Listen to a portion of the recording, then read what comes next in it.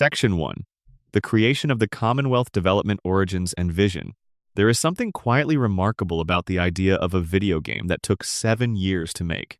Not in the way that sometimes gets said about difficult projects, as a cautionary tale about bloated budgets or troubled creative visions, but in the truest sense of the word remarkable. Remarkable because the people who made it were, for the most part, the same group who had been building worlds together for over a decade in a basement office in Rockville, Maryland, and who poured everything they knew about crafting a living, breathing place into a single enormous radioactive version of a city that never actually existed in quite the form they gave it. Fallout 4 began, in its quietest and most honest form, with a question.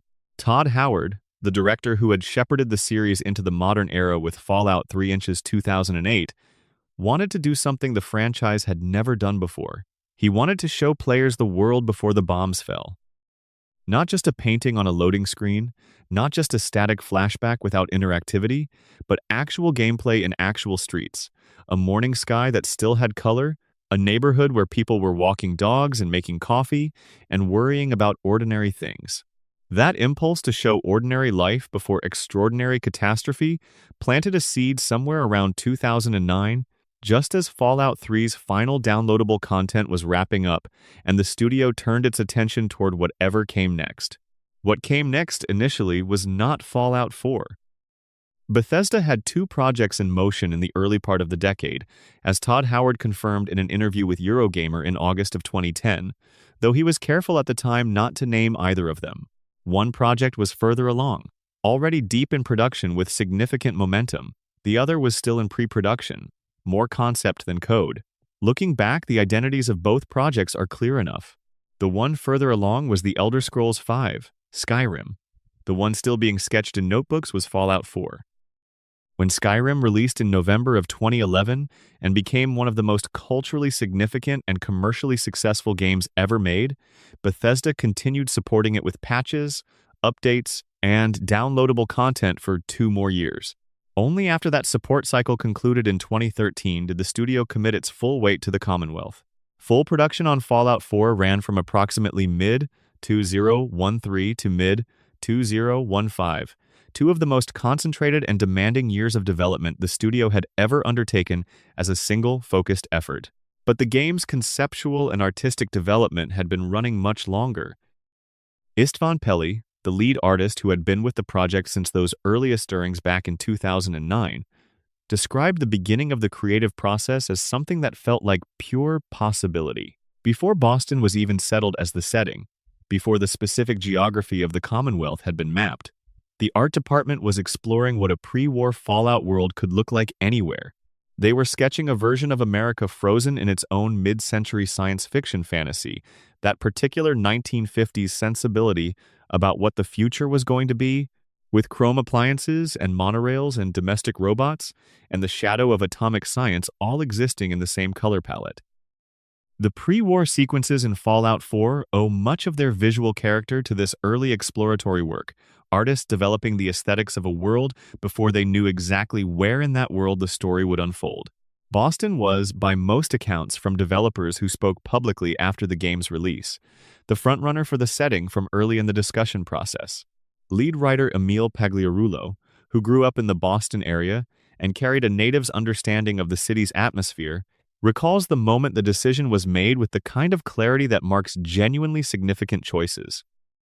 The city offered something that felt exciting to the development team, a location that had not been extensively explored in video games, a geography mixing dense historically layered urban architecture with surrounding smaller towns, coastal water on multiple sides, and a range of environmental variety that would give players enormously different visual experiences across a single map. The team described Boston as having the right mix of American history, Americana, and high technology. That description feels precise. You have colonial history and revolutionary history and industrial history and the specific kind of New England academic prestige associated with the universities along the Charles River, all of it available as material. The connection to MIT was particularly compelling from a storytelling standpoint. The Massachusetts Institute of Technology sits in Cambridge, adjacent to Boston across the river, and it represents a very specific kind of institutional authority. the place where the future is made, where the most consequential and sometimes most troubling applications of human knowledge are developed. Putting the game's central mystery faction in the shadow of MIT's real-world legacy gave the institute a cultural weight that a purely invented institution would not have carried. There was, interestingly, a moment of doubt. According to reporting from around the time of release, Todd Howard and other senior members of the team looked at what they were building and briefly entertained, scrapping the Boston setting entirely and starting over somewhere new. The maps and concept art and months of careful work that had already gone into the Commonwealth ultimately saved it. When the decision-making conversations happened and people spread out everything on the table and looked at it honestly, the doubt dissolved. They had built something that felt right for the game they wanted to make. The team that built the Commonwealth was remarkably small for the scale of what they produced. Just over 100 people in total, which Howard noted had grown by only about 8 employees since the completion of Skyrim. In an era when many large-scale open-world games were being made by teams of 300, 400, 500 developers, Bethesda Game Studios remained unusually compact. Howard consistently attributed this to longevity rather than efficiency alone, to the particular chemistry that develops when the same group of people has solved difficult problems together for over a decade and has learned each other's capabilities and blind spots. He said, with what sounded like genuine feeling, that you simply could not build that kind of working relationship from scratch. It had to grow over time through shared projects and shared failures.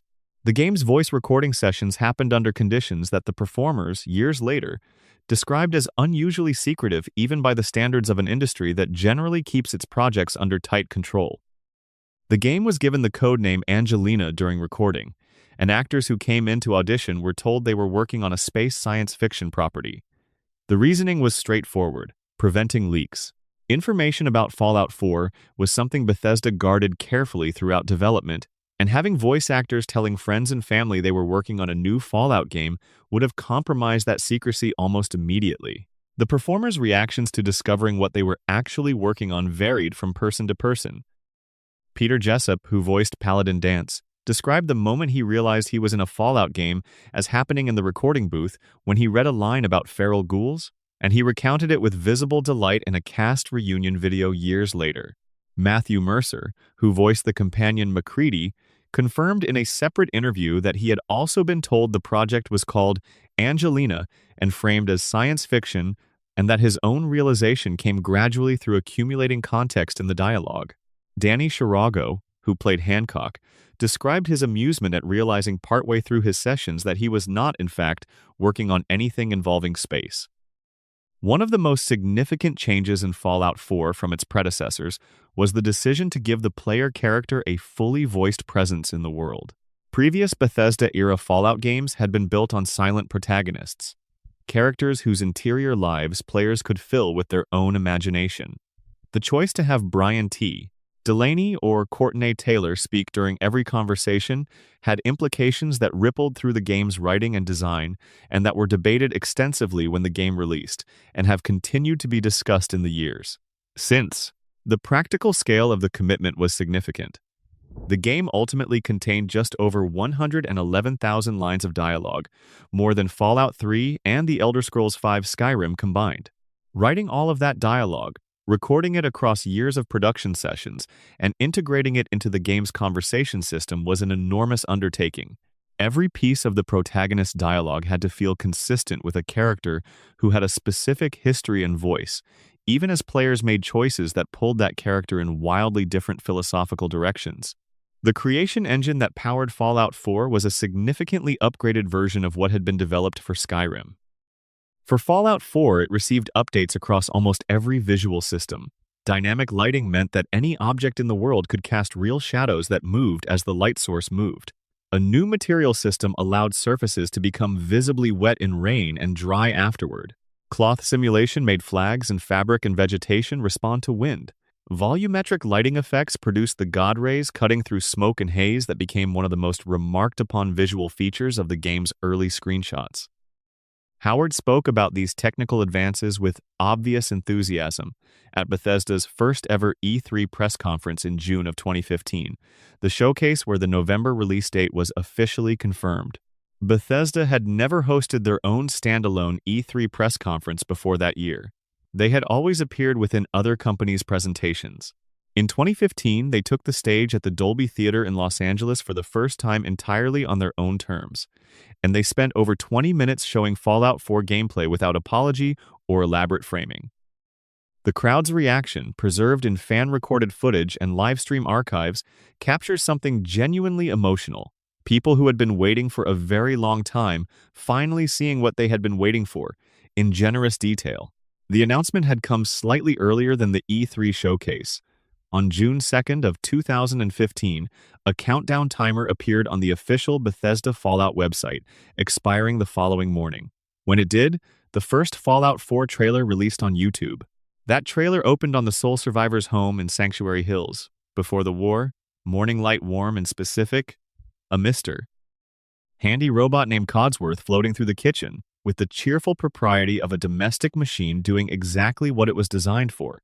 A baby gurgling in a crib, coffee and domestic conversation. Then the sirens, the television going to emergency broadcast, the running, the vault door closing. Then the cut to ruins, 200 years condensed into a moment's darkness. It was an extraordinarily precise 2.5 minutes of emotional architecture, and it sent the internet into a frenzy of theory and anticipation that did not quiet until launch day. The 10th of November 2015 was the date the game arrived in the world. Within the first 24 hours, it sold 1.2 million units on Steam alone. Almost 470,000 players were online simultaneously on launch day, breaking Grand Theft Auto V's previous record for most concurrent Steam players in a game not developed by Valve itself. Bethesda shipped 12 million physical copies to retailers within those first 24 hours, generating around $750 million in day-one revenue. By early 2017, Pete Hines confirmed that Fallout 4 had outpaced Skyrim in sales over the equivalent post-launch period, though he declined to provide the specific absolute figure.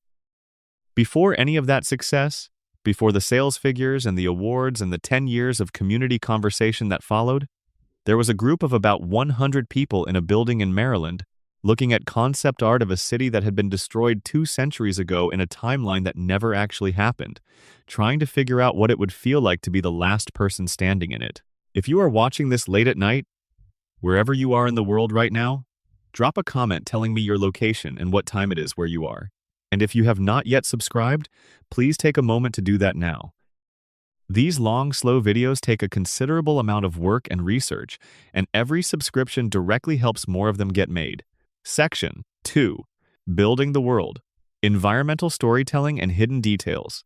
One of the most quietly extraordinary things about the Commonwealth as a designed space is how much of it was built to reward being found by accident.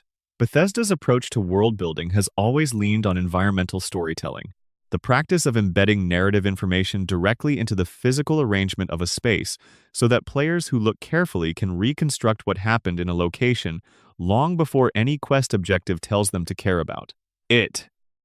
In Fallout 4, this technique was applied with a degree of consistency and craft that sustains hundreds of hours of careful attention. Consider what it means to walk into a random building in downtown Boston, one with no map marker and no quest attached to it. You push open a door, warped by 2 centuries of neglect, and inside you find a small apartment. On the kitchen table there is a half-finished chess game, pieces frozen mid-move as though someone stood up and never came back. 2 chairs face each other across the board. A terminal on the nearby desk has a final log entry from a resident named Marcus, dated the 22nd of October 2077, the day before the bombs fell.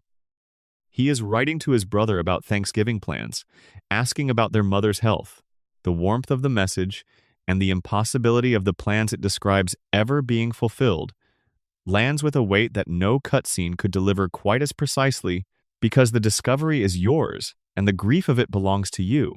The development team created what they called internally a Wasteland Task Force, a working group of researchers and designers whose specific responsibility was ensuring that the city of Boston felt genuinely authentic.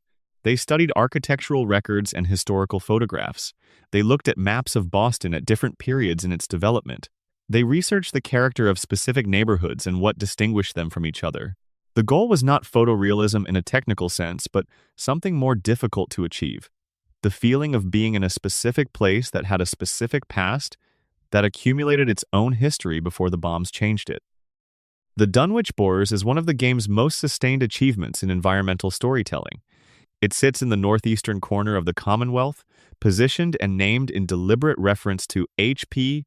Lovecraft's 1929 story, The Dunwich Horror, signaling its tonal intentions from the moment you find the location marker. On the surface, it appears to be a quarry, an abandoned granite extraction operation with rusted heavy machinery and overgrown loading platforms. The first indication that something more unsettling is happening comes when you descend toward the quarry floor and find a large metal cage positioned over a scorched depression in the stone. The traces of fire weathered down to discoloration, and chains that suggest the cage was occupied when the fire was set. Going deeper into the underground sections, you begin reading terminal logs left by the management and workers of Dunwich Borers LLC, and the story that emerges is built in careful layers. Initially, the logs describe nothing worse than standard corporate callousness about worker safety, the cost-cutting and hazard ignoring that fills any number of real workplace accident records.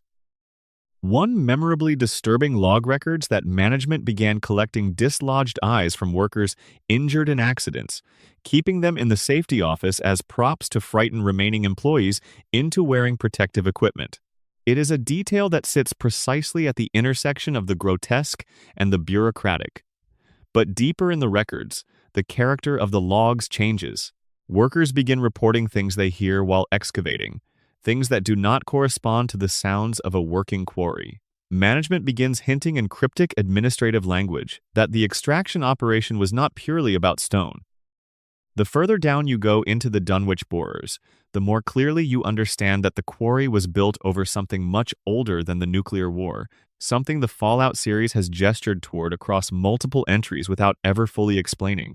The experience of being in the lowest chamber, in the darkness, piecing together what the logs and the environment are collectively suggesting, is genuinely unsettling in a way that more explicitly designed horror locations rarely achieve. The Yangtze is another location whose emotional impact is disproportionate to how easily it might be missed. The Chinese nuclear submarine sits partially submerged off the northeastern coastline, barely visible if you are not specifically scanning the water. Boarding it brings you into the cramped interior of a vessel sealed for over 200 years, and inside you find Captain Zhao, who has been alive in this submarine for all of that time. His transformation from radiation exposure has been slow, and he is still, in the most fundamental sense, himself. A man who launched nuclear missiles and then waited for someone to tell him whether it had been worth doing. His personal log entries, which you find on the submarine's terminals, document the mission and its aftermath with an exhausted precision that is more affecting than straightforward grief would be. He describes the launch, the knowledge that the missiles reached their targets, and then the silence. No communications, no orders. No indication whether the war had been won or lost or whether those concepts still applied. He waited. The radiation that should have killed him over weeks instead transformed him over years and decades, and eventually centuries. He has been waiting for 210 years by the time the sole survivor comes aboard, and what he wants is not rescue but absolution. Whether you help him is your decision, but the weight of the encounter comes from understanding what it has cost him to remain this specific kind of person across this specific span of time. Vault 75, beneath Malden Middle School, presents one of the game's darkest institutional horror stories. The vault was publicly presented to the community as a shelter for children when nuclear war came, and when the bombs fell on the 23rd of October 2077, parents brought their sons and daughters here trusting the safety Vault-Tec had promised. The experiment Vault-Tec had actually designed was something quite different. Families were separated from children after entry, and the children were subjected to rigorous physical and psychological conditioning to identify genetic traits that would produce exceptional soldiers. Children who performed best were moved to the next stage of the program. Children who did not perform adequately were, as the clinical language of the terminal records describes it without elaboration, cycled out. One of the more deeply unsettling details in these records is a reference to Dr. Stanislaus Braun as someone involved in organizing the research schedule. Players who know Fallout 3's story will recognize that name.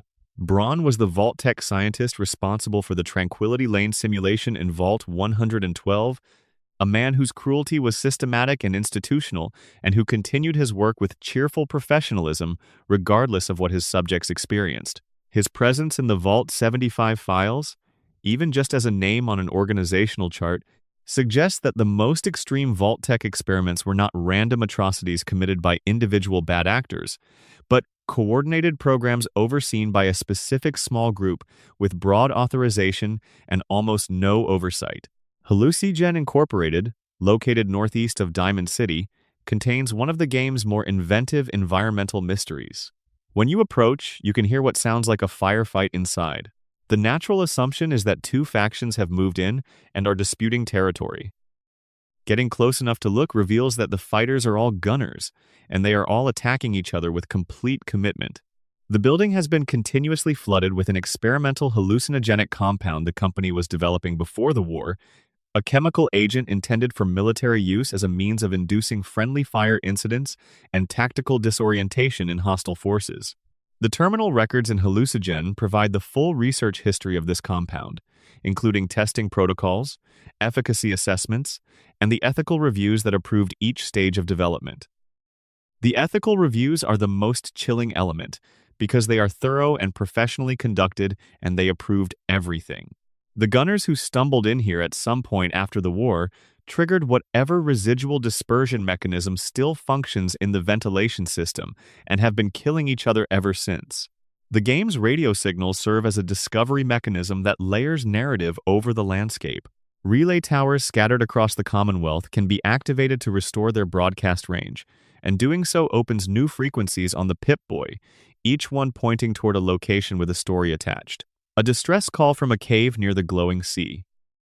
An automated mayday from a plane registered in the pre-war era, Skyline's Flight 1981, whose emergency beacon has been transmitting since impact for over 200 years in the game's timeline, with no one receiving its signal and no one coming. The mayday describes the aircraft's final moments, and the physical evidence at the crash site tells a slightly different version of the same story, raising questions about what actually happened that the game does not resolve for you. These signals were designed not as ambient decoration but as breadcrumbs for a specific kind of player, someone willing to follow an interesting sound without knowing what they will find. The alien crash event works on the same principle. A UFO appears briefly in the sky over a wooded area northeast of the map and goes down after the player reaches level 20. There is no quest attached, no marker, no Pip-Boy entry. Players who notice the object in the sky and follow the wreckage trail find a nearby cave where the injured alien pilot waits next to a ham radio, broadcasting a signal on a frequency the observant player might have been scanning. The Alien Blaster Pistol, a weapon with a history in the series going back to the original 1997 Fallout, is recoverable from the pilot's remains. The Freedom Trail represents the most elegant use of Boston's real-world history in the entire game. In reality, the Freedom Trail has been guiding visitors through Boston's Revolutionary War history since 1958, using a red brick line embedded in the sidewalks of downtown Boston streets to connect 16 sites of historical significance. Bethesda took that red line, gave it a purpose in the game's fiction, as a trail laid by the railroad faction to lead people to their hidden headquarters, and placed a cipher in the historical marker plaques that must be decoded to open the entrance to Old North Church. Players who follow the red line through the ruins of downtown Boston experience a long and atmospheric walk through the most historically dense part of the map, arriving at a church that was important in both the game's fiction and in actual American history. The detail that the church's crypt houses the railroad's headquarters is particularly well chosen. Old North Church in real Boston was built in 1723 and became famous on the night of the 18th of April, 1775. When Robert Newman hung 2 lanterns in its steeple to signal Paul Revere that the British were advancing to Lexington and Concord by sea rather than by land. A building used to signal resistance in a moment of historical crisis. Houses, in the game, an organization built entirely around the concept of resistance to power. The connection was deliberate, and it gives the railroad a geographic identity that reinforces what they claim to be philosophically. There are also quieter personal stories that require no direction to find. Near Grey Garden, Following the railroad tracks past an irradiated train car brings you to a discovery in a boxcar that tells a story about people who did not survive long after the war and whose final dynamics, reconstructed from notes and skeletal arrangements, complicate simple narratives of post-apocalyptic survival in ways that the broader game narrative cannot always accommodate. The glowing sea in the southwestern corner of the map, the most hostile environment in the game, contains some of its most striking environmental storytelling precisely because most players move through it quickly.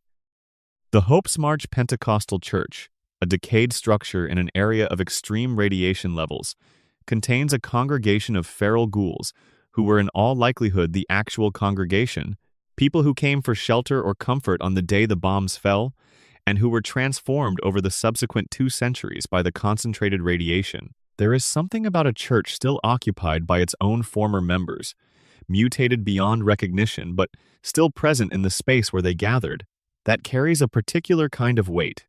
Section 3. The factions, their origins, philosophy, and real-world inspirations. The 4 major factions of Fallout 4 are, in the view of many people who have written and thought seriously about the game, one of its most accomplished design achievements. Each represents a coherent and internally consistent vision of how a devastated world might be organized, what values should take priority, and what compromises are acceptable in pursuit of those values. Each has a traceable philosophical ancestry, connecting it to recognizable real-world traditions of thought. And each is presented with enough authorial generosity that a careful reader can argue for why it might be the best choice, while a critical reader can identify the specific ways in which it has gone wrong. Understanding these factions in depth makes playing through the game feel considerably less like navigating a quest structure, and considerably more like working through a set of genuinely contested ideas about power and protection, and personhood. The Commonwealth Minutemen are introduced in the worst possible moment. Besieged, outnumbered, reduced from an organization that once protected the entire Commonwealth to a handful of traumatized survivors in a museum while raiders batter the door. Preston Garvey, their de facto leader, is a man who has been carrying the weight of his organization's collapse long enough that he has begun to question whether anything he does makes a difference. He asks the sole survivor for help not because he has reason to believe they can provide it, but because there is no one else left to ask. The historical model the Minutemen were built on is specific and deliberate. The original Minutemen of the American colonial period were militia members who committed to being ready to mobilize on a moment's notice, to drop whatever they were doing and respond to a threat with their own weapons and their own judgment, without waiting for professional soldiers or government authorization. They emerged from a tradition of community self-defense that was explicitly skeptical of centralized military power and that operated as a distributed network rather than a hierarchical organization. The Commonwealth Minutemen carry these characteristics directly into their post-apocalyptic context. Their tricorn hats, their crank-powered laser muskets designed to evoke the long rifles of the 1770s, their decentralized command structure, and their commitment to helping any settlement that calls for assistance, regardless of political affiliation. What the Minutemen offer philosophically is the most humble and the most demanding of the game's 4 visions. They are not trying to control the Commonwealth or to claim authority over who gets to use technology. They are trying to ensure that communities can exist and defend themselves, and that when someone is in danger, someone else will come. This is a vision of civilization built from the bottom up rather than the top down, which is both its greatest appeal and the reason it has failed catastrophically in the recent past. A decentralized network is powerful when its members are committed and fragile when they lose faith or lose their lives. The Brotherhood of Steel's history in the Fallout series goes back to the first game in 1997. They began as a faction of former military personnel who refused to participate in what they saw as the government's unconscionable use of advanced technology against civilian populations, who sealed themselves in a network of bunkers to preserve both the technology and themselves for whatever future emerged from the war they saw coming. Over the course of subsequent games, the Brotherhood went through significant internal evolution, with different chapters developing different philosophies and different levels of openness to the outside world.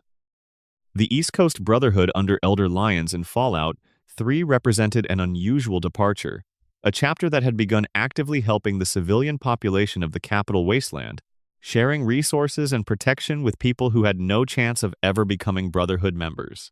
Lyon's approach was not universally popular within the organization's internal politics, and the tension between his humanitarian approach and the more traditional isolationist philosophy created significant organizational stress.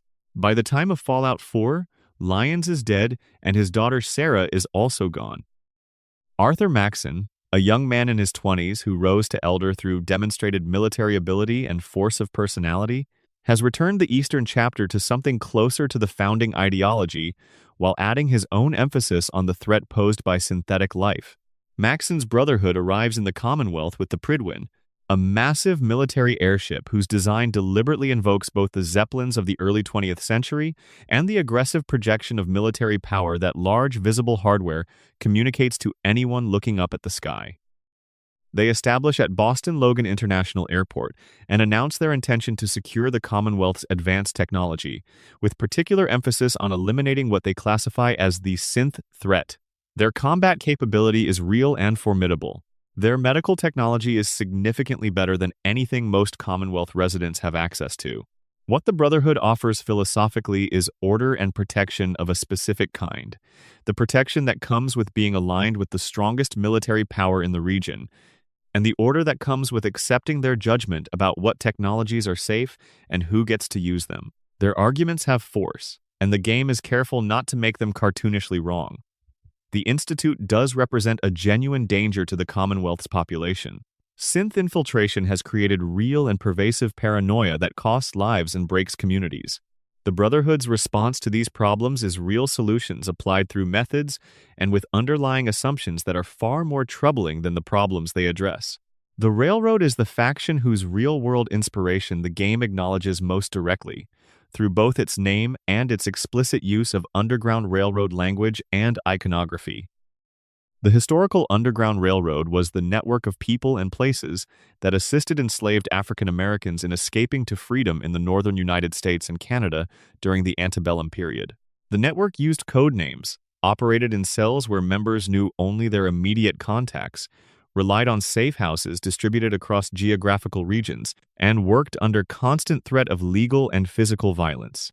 In Fallout 4, the Railroad applies this same model to synths, the artificial people created by the Institute. Their argument is that synths possess consciousness, and that consciousness confers moral status regardless of the substrate in which it exists. They operate from hidden headquarters beneath Old North Church, use code names for all active agents, run a network of safe houses across the Commonwealth, and dedicate their limited resources entirely to extracting synths from the Institute's control and establishing them in new identities where they can live without fear of recapture. The Railroad's philosophical commitment is admirable, and their capacity to act on it is genuinely limited by their small numbers and the constant threat of discovery. They are an organization of true believers who have chosen a genuinely difficult thing to believe in, the consciousness of beings that most Commonwealth residents either fear or dismiss entirely, and who act on that belief at significant personal risk. Their aesthetic, armored leather coats, and candlelit underground spaces, and a railway rifle that is essentially a steam-powered railgun, reinforces the period resonance of their real-world inspiration while making them distinctly post-apocalyptic. The Institute is the faction the game most carefully withholds from you during the opening act. For a substantial portion of your time in the Commonwealth, the Institute exists purely as a rumor, a ghost story that people tell when they want to explain why their neighbor disappeared or why a stranger they trusted turned out not to be what they appeared.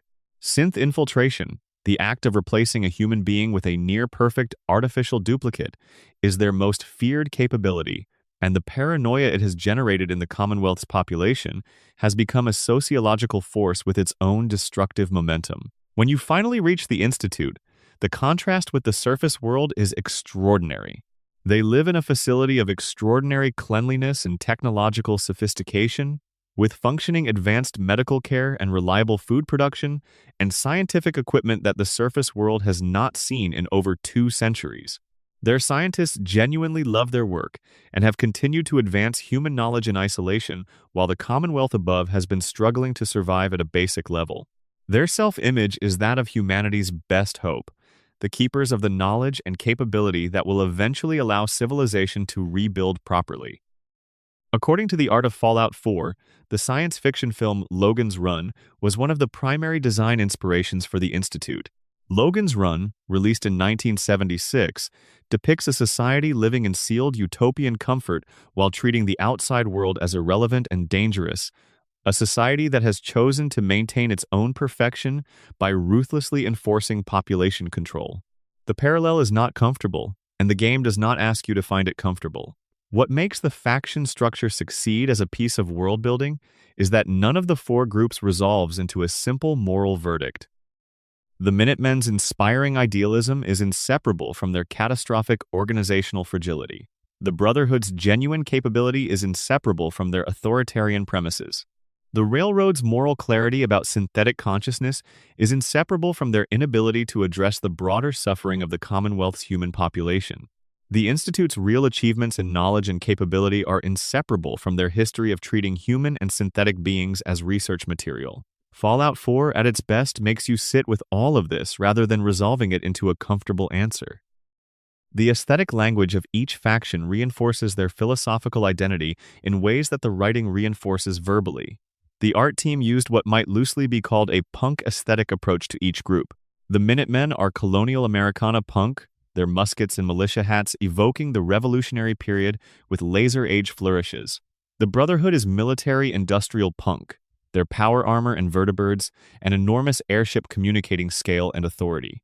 The Railroad is steampunk adjacent, their candlelit underground spaces and armored leather coats suggesting artisanal resistance that deliberately contrasts with the Brotherhood's overwhelming force. The Institute is clinical and sterile, their white corridors and clean jumpsuits the aesthetic of a utopia that has never touched the mess of the outside world. Understanding the factions at this level changes how you read the game. Every quest becomes an argument made by one philosophical position against another. Every dialogue choice, a small act of alignment. Every betrayal or alliance, a statement about what you actually believe about the world you have woken up into. Section 4. Characters, companions, and the voices behind them. The companions in Fallout 4 represent one of the game's genuine achievements in character design, a claim that seems modest when applied to a roster of 12, but becomes more meaningful when you consider how few games manage to create even one or two characters who stay with players the way the best of these do. Stephen Russell's Nick Valentine has become one of the most discussed and beloved characters in the series' entire history, cited regularly in conversations about what makes a video game companion worth spending time with. Understanding why requires understanding both the writing and the performance, because neither alone would have been sufficient. Stephen Russell came to the Fallout series through his connections with Looking Glass Studios, where he had made his name as the voice of Garrett in the original Thief games. Many former Looking Glass employees had moved to Bethesda over the years, including Emil Pagliarulo, and Russell had built relationships within that network that eventually brought him in to voice the Mr. Handy robots in Fallout 3. His delivery for those characters, which he has described as drawing on a Basil Fawlty-type propriety, pushed slightly past its appropriate context, became one of the defining sonic signatures of the game, and Bethesda brought him back for Fallout 4 to voice both the robots again and to take on Nick Valentine as a separate and more complex role. Codsworth in Fallout 4 is a more fully realized and emotionally developed version of the Mr. Handy voice than anything that appeared in Fallout 3.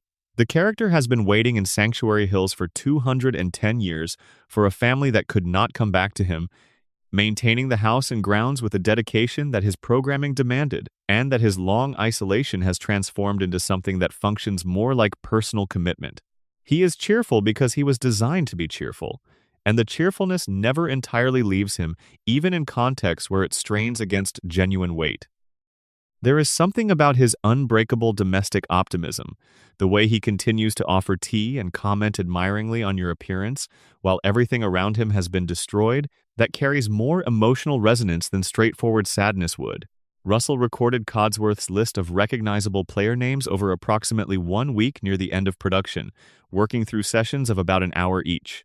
The complete list contains close to 1,000 names, and Bethesda clearly had considerable fun with the subset of names that are not traditional given names. The list includes Todd Howard, named after the game's own director. It includes Herobrine, the mythological entity from Minecraft's community folklore. It includes Null, which will be recognized by anyone who has spent time debugging software. It includes Gordon, almost certainly a reference to Gordon Freeman from the Half-Life series, and it includes a set of names that were obviously included with self-aware humor about what players would think to try. Nick Valentine is a more complicated creation, and Russell's approach to him was correspondingly more considered. Nick is a synth of the earliest generation, a prototype built using the neural patterns of a pre-war police officer named Nicholas Valentine who was murdered before the bombs fell. He carries Nicholas Valentine's memories, his personality, his professional habits, alongside his own uncertain awareness that he is not exactly the same person whose memories he carries, but is also not entirely separate from that person. He works as a private detective in Diamond City, which makes perfect sense for someone with a borrowed past in law enforcement and a present-day existence as an outsider who can move through social structures in useful ways. Russell's touchstone for the character was the mid-century American film noir detective, specifically the acting style of Humphrey Bogart, who embodied a particular quality of world-weary integrity, a man who has seen enough to know the world is worse than advertised, and who has chosen, against that knowledge, to continue doing what seems right rather than what seems easy. Nick's version of this quality is inflected by the specific strangeness of his situation, by the philosophical dimension of carrying memories that are both his and not his, and, by the way, his physical appearance as a visibly non-human synth positions him in a world where synth paranoia is endemic. Nick's personal quest, which involves helping him close a case that the original Nicholas Valentine was working on when he died, asks the player to help him obtain both practical closure and something more difficult to name, a settling of accounts between the life he can remember and the life he has actually been living. The writing of this questline is among the best in the game, and it depends entirely on the player having spent enough time with Nick to understand what the resolution of that case means to him specifically. Brian T. Delaney's work as the male sole survivor required navigating a demanding set of constraints. He was voicing a character that players were projecting themselves onto, a protagonist whose choices across the game could range from quietly altruistic to ruthless, whose voice had to feel consistent across that entire range, without the character feeling either morally incoherent or falsely rigid. Delaney recorded the performance across multiple years of production, returning at intervals to record new dialogue as the game's script continued to evolve. Maintaining vocal consistency across sessions potentially months apart, finding the same register and energy each time required a specific kind of professional discipline. Courtney Taylor's female sole survivor has sometimes been described by players as the more emotionally nuanced option of the two, and Taylor is an experienced enough voice actress that the observation is plausible rather than simply preferential. She brings to the character a quality that is simultaneously warm and precise, capable of the direct emotional expression the opening sequence demands and of the dry, observational humor that the game's better dialogue deploys in moments of relative calm. Courtney Ford played Piper Wright, and the distinction in spelling is worth noting because it trips up many people. The voice actress who plays Piper is Courtney Ford, not Courtney Taylor, who plays the female protagonist. The two performers worked extensively in the same game, and the similarity of their names in the credits has created persistent confusion. Piper's personality is organized around a specific impatience with authority and dishonesty, the professional temperament of someone who has spent years watching powerful people lie and has developed a correspondingly acute radar for when they are doing it again. Ford gave the character an energy that keeps even routine travel dialogue from going flat. Matthew Mercer's work as MacCready represents an interesting case of a character returning across games in different forms. R.J. MacCready appeared in Fallout 3 as a child, the self-appointed mayor of an orphaned children's community, speaking with the bravado of a young person who has had to perform authority before they were ready for it. In Fallout 4, MacCready is in his mid-20s, working as a mercenary, and the decade-plus between the games has given him enough damage to work with. He carries the death of a partner and the illness of a young son and the guilt of choices he made during a period of his life he would rather not examine. Mercer's ability to play cynicism as armor over genuine vulnerability is precisely what the character requires. Katie Townsend brought Kate to life with a texture that the character's background demanded. Kate is Irish, rescued from enslavement in the combat zone where she had been fighting for the entertainment of paying customers, and the specific quality of resilience she has developed is the kind built out of persistent exposure to situations you cannot control. Her story involves addiction handled with more seriousness than might be expected from a mainstream action game, and the arc of her personal quest involves a kind of trust building that the companion affinity system makes mechanical, but that Townsend's performance makes feel genuine. Peter Jessup's Paladin Danse is one of the more philosophically interesting companions, precisely because of what his personal quest demands. He is presented as a true believer in Brotherhood doctrine, someone who has never publicly questioned the organization's values or methods, and Jessup's performance communicates the particular quality of a person whose sense of self is organized entirely around institutional identity. The revelation that comes in his personal quest, which concerns what he discovers about his own nature, forces both the character and the player to examine what the Brotherhood's stated values actually imply when applied without exception, including to someone you have come to care about. Claudia Christian, perhaps best known for her role as Commander Susan Ivanova in Babylon 5, voiced Desdemona, the leader of the railroad. The casting brought a specific kind of authority to a character who had to feel like the kind of person people would follow underground and keep following after years of dangerous, thankless work. Christian's performance communicates both the steel and the weariness that such a life would accumulate. The voice acting across the entire cast was recorded under the Angelina code name, and the performers who shared the same sessions sometimes worked with each other's voices without the context to identify who else was in the same project. The scale of the cast, with hundreds of speaking roles across the Commonwealth, made maintaining the secrecy complicated, and the moments of recognition, when one performer realized they were working on something much larger than they had been told, became small stories that the cast has since shared in interviews and reunion events. Section 5. The soundtrack music, mood, and the sounds of the Commonwealth. There is a particular quality to silence in the Commonwealth that you don't notice until it's interrupted. You could be picking through the ruins of a collapsed apartment building in Charlestown, and the world around you would be still in the way that ruins are still, holding the ghost of noise without producing any. Then the ambient music would arrive, not announcing itself, not demanding attention, but seeping in around the edges of the moment the way that mist comes in from the harbor, and suddenly the world would feel larger and more ancient and more beautifully sad than it had a moment before. That quality of music in Fallout 4 belongs almost entirely to one man.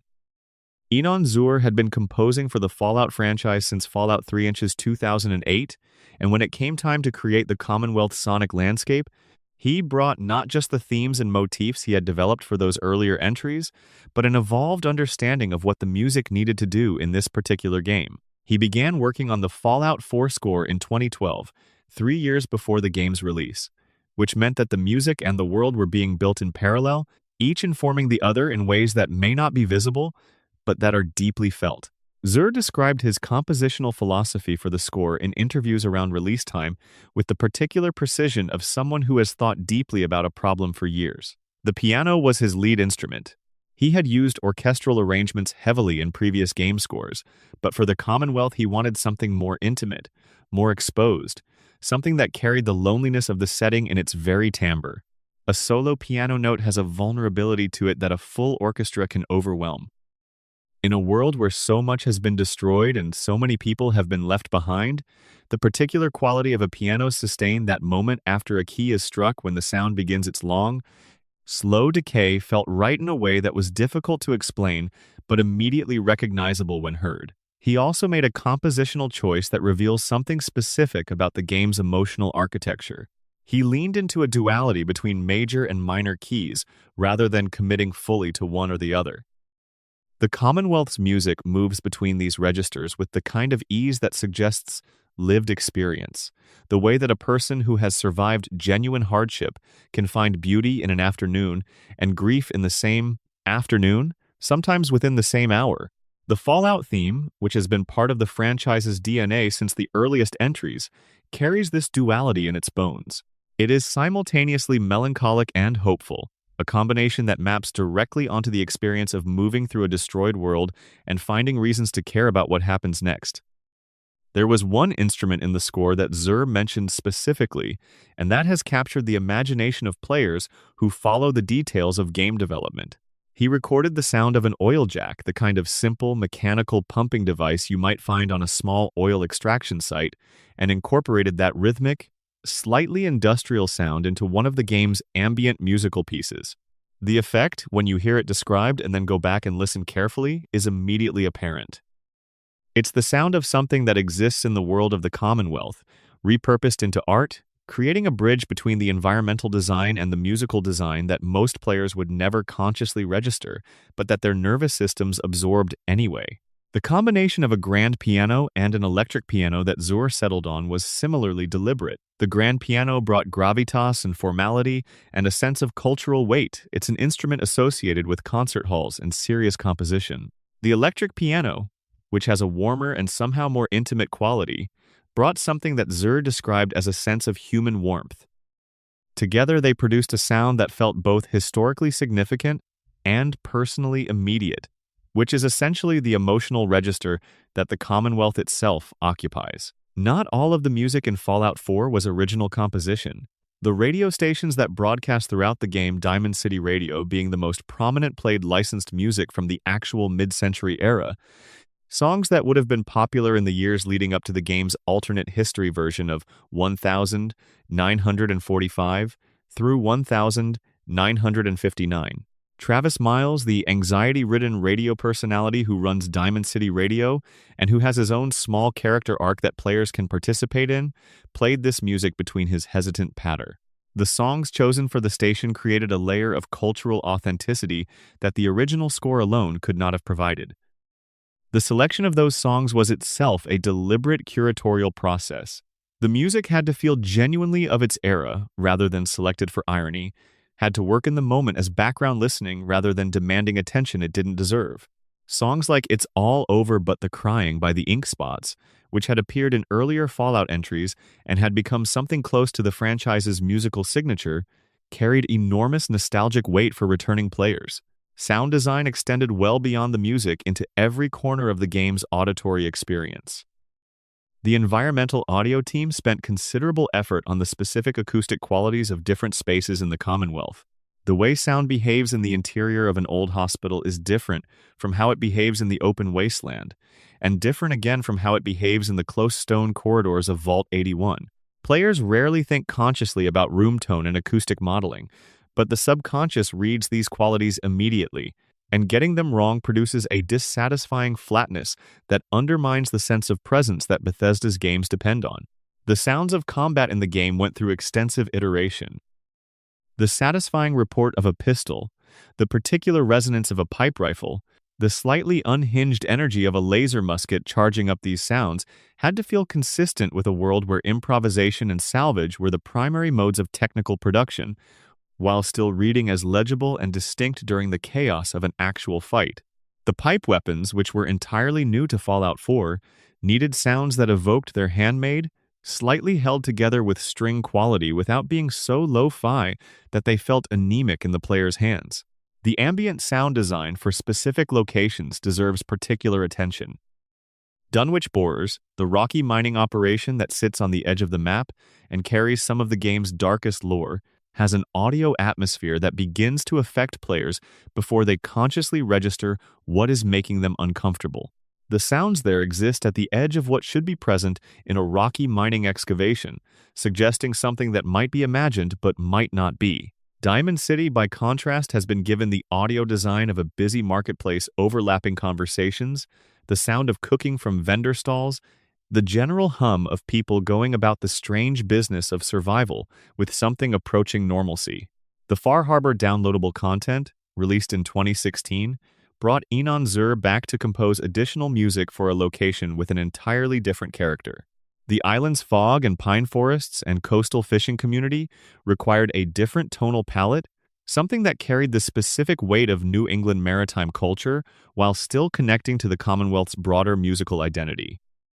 The Far Harbor score has a slightly different texture, cooler, wetter feeling, more haunted in the folk tradition rather than the orchestral one, and players who had spent dozens of hours in the main game felt the shift immediately. What stays with players about the music and sound design of Fallout 4 is not any single piece or moment, but the cumulative effect. It's the way the ambient score rises almost imperceptibly when you crest a hill and see the Boston skyline spread out below you, cranes and broken towers and the dome of a building you might recognize if you've ever visited the real city. It's the way the silence comes back when you enter a building that has been empty for 200 years and the door shuts behind you. It's the way Travis Miles's nervously optimistic voice comes across your Pip-Boy radio in a moment when you need to hear that someone out there is still trying, still broadcasting, still hoping that someone is listening.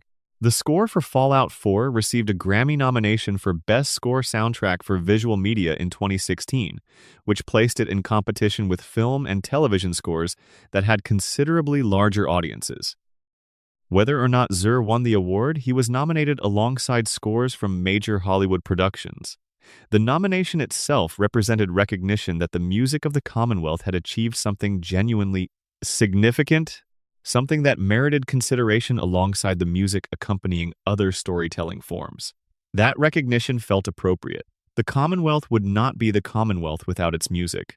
The ruins would be just ruins. The quiet moments between encounters would be just quiet. Instead, because of what Zur built across 3 years of composition, they were something more like contemplation. Section 6. Bugs, glitches, and the accidents that became legend. There is a long tradition in game development of the accidental discovery that becomes a feature, the technical error that reveals something about the underlying system so interesting that the developers keep it rather than fixing it. Fallout 4 has this tradition in abundance, and the history of the game's bugs and glitches is also, in a sideways manner, a history of how complicated living systems behave when they're given enough variables to interact with each other in unpredictable combinations. Bethesda games occupy a particular position in the cultural imagination around bugs. The studio's games are large enough and their systems complex enough that the number of possible interactions between any given set of variables exceeds what testing pipelines can meaningfully anticipate. A character flagged for a specific quest might intersect with a behavior tree designed for a completely different purpose, and the result is a settler standing on the roof of a settlement for 3 in-game days staring at a wall, or a provisioner caravan that never quite arrives at its destination, but is also never quite in any other location, simply existing in a corridor of the map in a state of permanent transit. The most famous category of Fallout 4 bugs involves the physics engine. The game ran on the Creation Engine, a heavily modified descendant of the Gamebryo engine that had powered Bethesda's games since Morrowind, and that engine's physics simulation powered by Havok had a well-documented tendency to behave unpredictably at high frame rates. Players who managed to push the game above 60 frames per second found that the physics calculations, designed with 60 frames per second as an assumed baseline, began to scale incorrectly. Objects that should have stayed on shelves launched themselves into the air. Power armor frames launched their inhabitants with sudden and absurd violence when the pilot dismounted. Cars, which in Fallout 4 were physics objects sitting in the environment rather than functional vehicles, could become unstable in ways that were cosmically disproportionate to any force applied to them. The power armor launching bug deserves particular attention because the game's community documented it with an affection that revealed something genuine about the relationship between players and Fallout 4. When you climbed out of power armor in certain locations, particularly near staircases or at the edges of certain geometry, the frame could register as having been struck with significant force and would fire itself across the landscape at speeds that seemed to violate several natural laws simultaneously. The player character would step out expecting to walk away and instead find themselves watching several hundred pounds of steel and nuclear material disappear over the horizon. The bug was patched, but videos of it circulated online with delight for years. Settlement building introduced an entirely new category of bug to the game, specifically around the collision detection systems that governed the placing of objects. Settlements operated on a slightly different physics rule set from the rest of the game world, one that prioritized player agency and construction over strict physical simulation. This meant that, with the right technique, some players called it clipping or glitching, objects could be placed in arrangements that the game's geometry model technically prohibited, floating slightly above their supports, or embedded partially in walls, or resting in positions that looked structurally impossible, but that the game accepted because the player had introduced them in a sequence the detection system couldn't flag correctly. Players quickly discovered that this could be exploited for creative building. The settlement structures that Bethesda provided were deliberately limited in their modularity, designed to create functional living spaces but not particularly expressive architecture. But players who understood the collision system's quirks could build things that went far beyond those limitations, placing walls and floors in combinations that the game's official building menu would have rejected, creating structures that were aesthetically complex and architecturally interesting in ways the developers had not anticipated. Some bugs became community events. The duplication bug, which at various points allowed players to duplicate valuable items by manipulating the game's inventory and vendor systems in specific sequences, was discovered relatively early and became a genuine economic feature of the game's community, with players sharing the method on forums and video tutorials with the same enthusiasm that earlier generations had shared cheat codes. The method changed as patches addressed each iteration, but the community kept finding new expressions of the underlying system quirk, suggesting that the behavior was related to something structural in how the game handled inventory transactions, rather than a simple oversight that could be fully corrected. The Charisma bobblehead and the speech check system had their own accidental poetry. Players discovered that the game's dialogue skill checks attempts to persuade NPCs using the Charisma stat could, in some circumstances, be retried repeatedly without consequence, which transformed what was meant to be a meaningful limitation into something closer to a persistence puzzle. You had not necessarily failed a persuasion check just because you had failed a persuasion check. If you waited, if you tried again, the same probability calculation might produce a different outcome. This was almost certainly not the intended behavior, but it revealed something inadvertently true about the game's underlying randomness that players found either amusing or philosophically interesting depending on their disposition.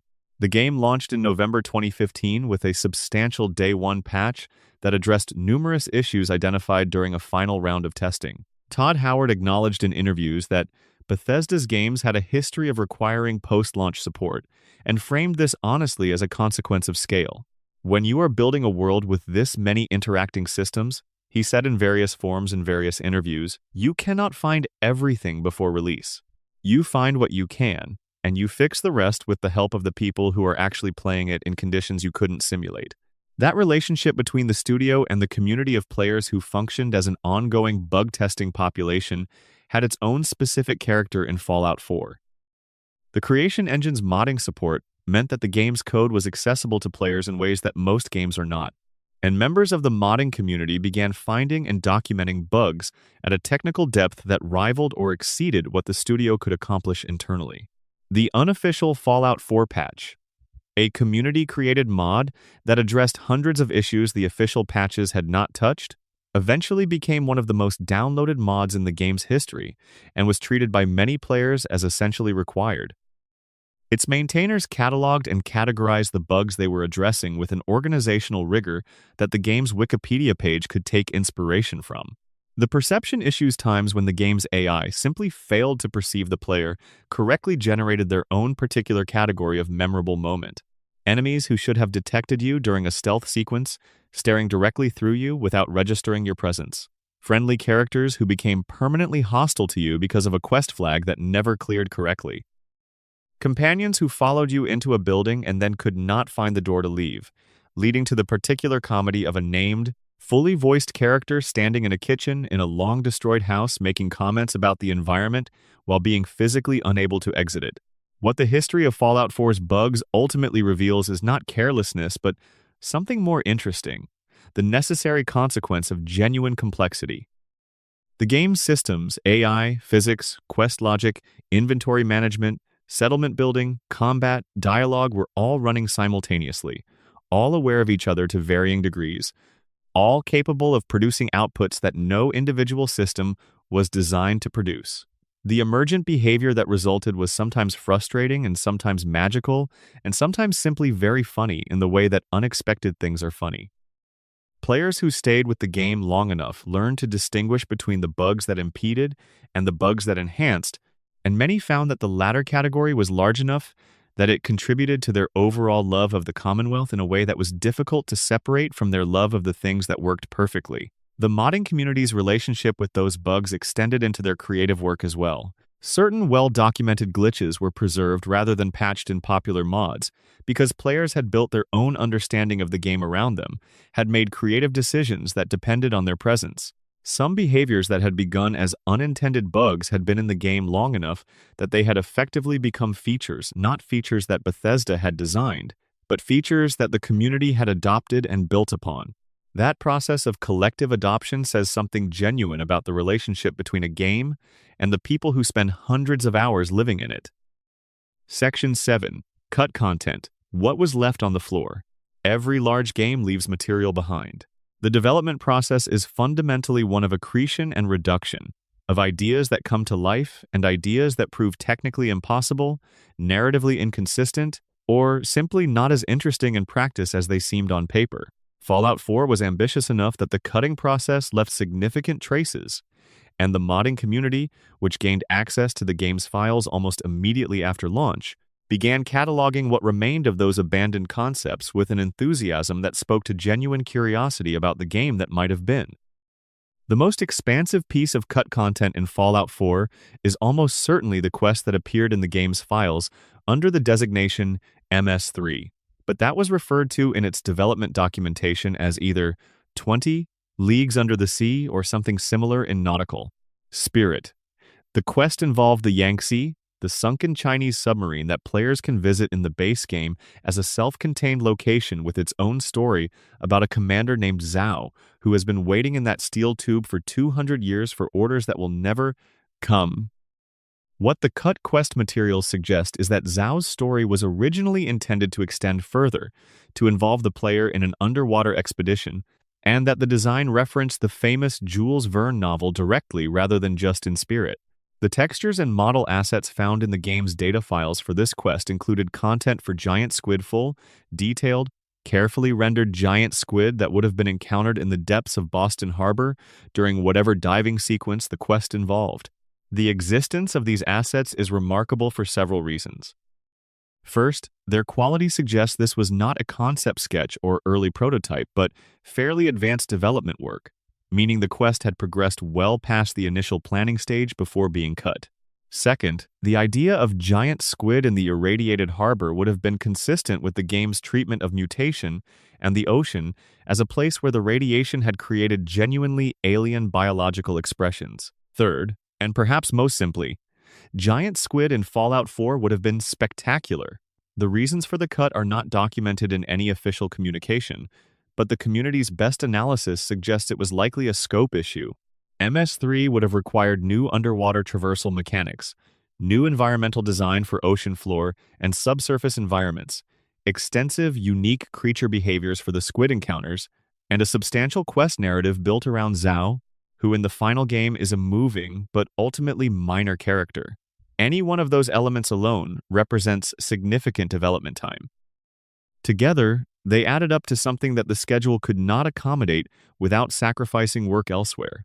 Vault 120 appears in the game's files as a location identifier without a corresponding physical location anywhere in the game world.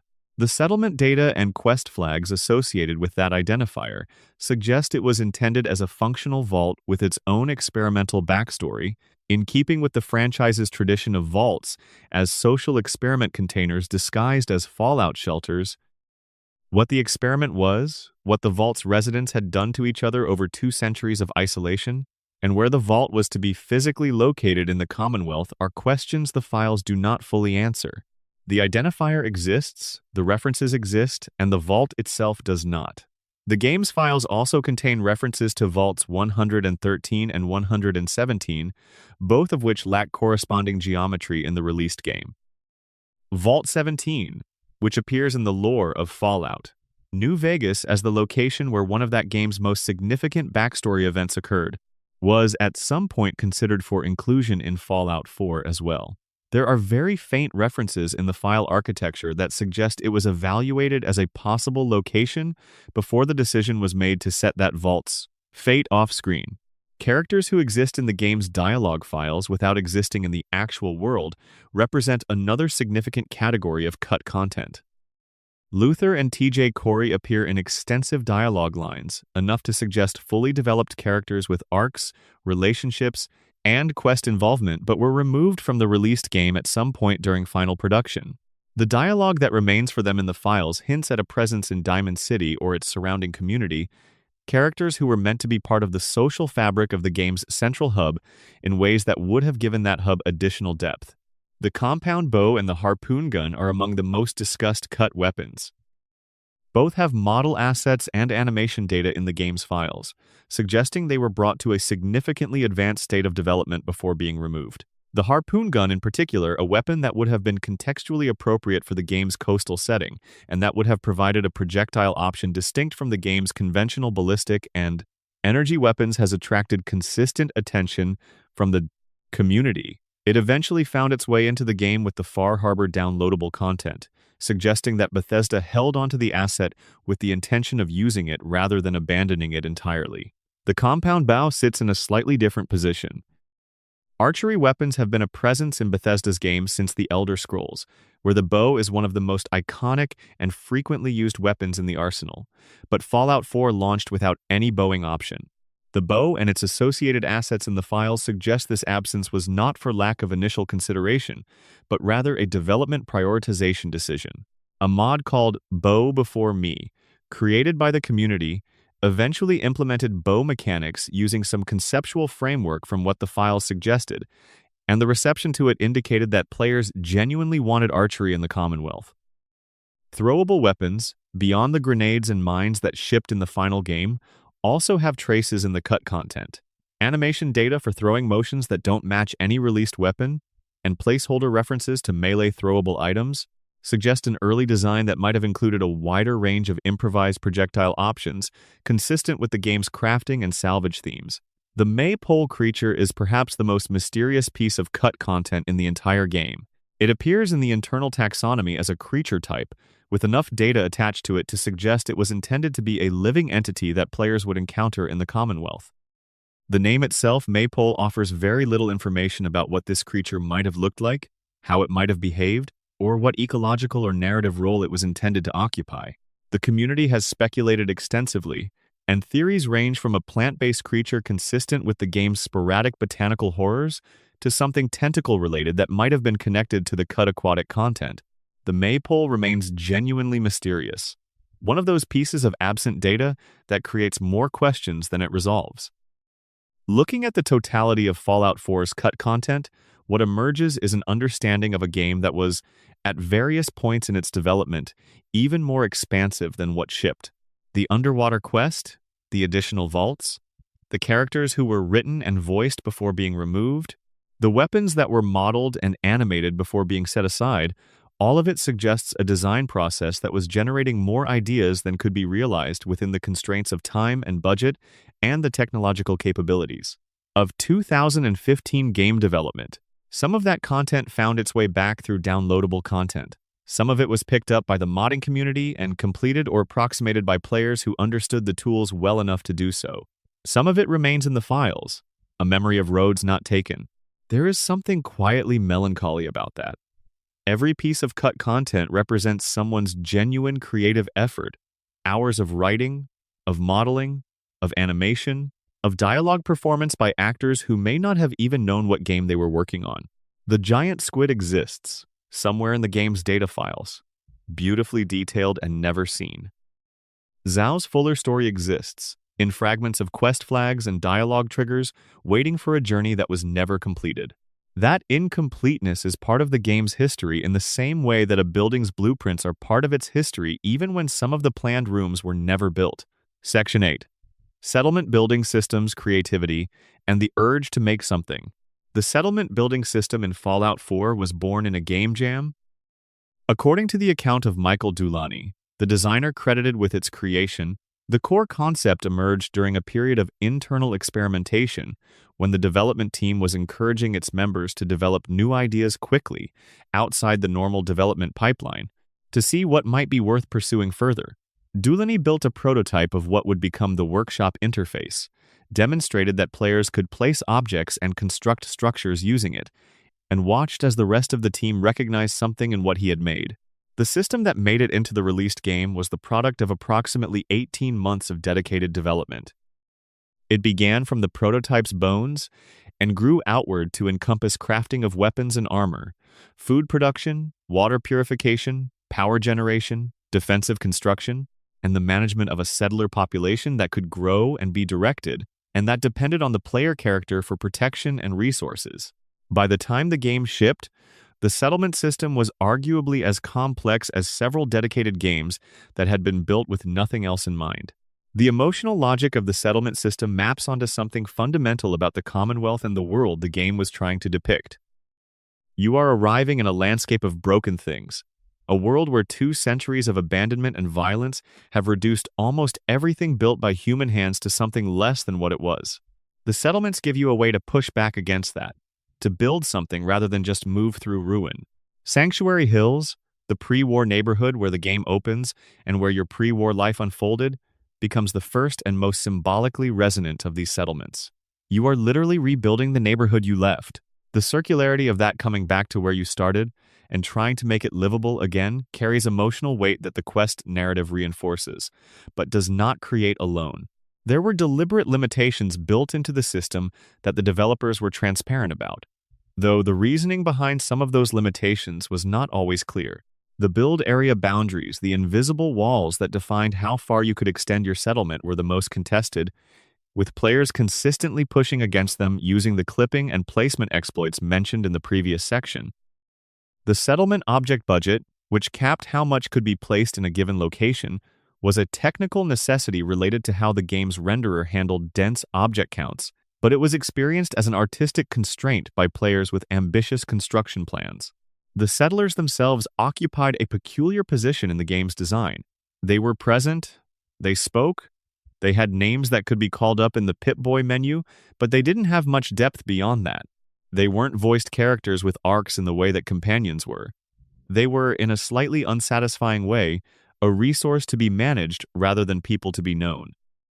The game offered Preston Garvey as the primary human face of the Minutemen settlement network, and a small handful of named characters who arrived in specific settlements under specific conditions. But for the most part, the settlers were functionally interchangeable in ways that the world's storytelling capacity suggested they should not be. This was widely noted in reviews and player discussions at release, and it remains one of the system's most discussed limitations. The potential of the settlement network, a collection of growing communities spread across the Commonwealth, each with its own character and history and particular relationship to the wasteland around, it was only partially realized in the base game. The system gave you the tools to build the physical expression of these communities, but didn't give the settlers enough individuality to make the communities feel genuinely alive in the way that Bethesda's best character work did. Where the system succeeded most completely was in the unexpected domain of pure creative expression. The community of settlement builders that formed around Fallout 4 was substantial and ambitious and technically sophisticated, and what they built using the game's tools went so far beyond functional defensive structures that it constituted an entirely different kind of achievement. Players built intricate recreation of real-world locations, a vault that actually looked like a vault rather than a collection of metal sheets, a working version of Diamond City's marketplace, architectural styles drawn from Gothic cathedrals and Japanese temples and modernist minimalism, all assembled from the same set of prefabricated pieces that the game provided for everyone. The technical ingenuity involved in these builds was considerable. Getting the game's architecture pieces to produce a convincingly Gothic arch, for example, required understanding the precise collision geometry of each piece well enough to predict how they would interact when combined in unusual configurations.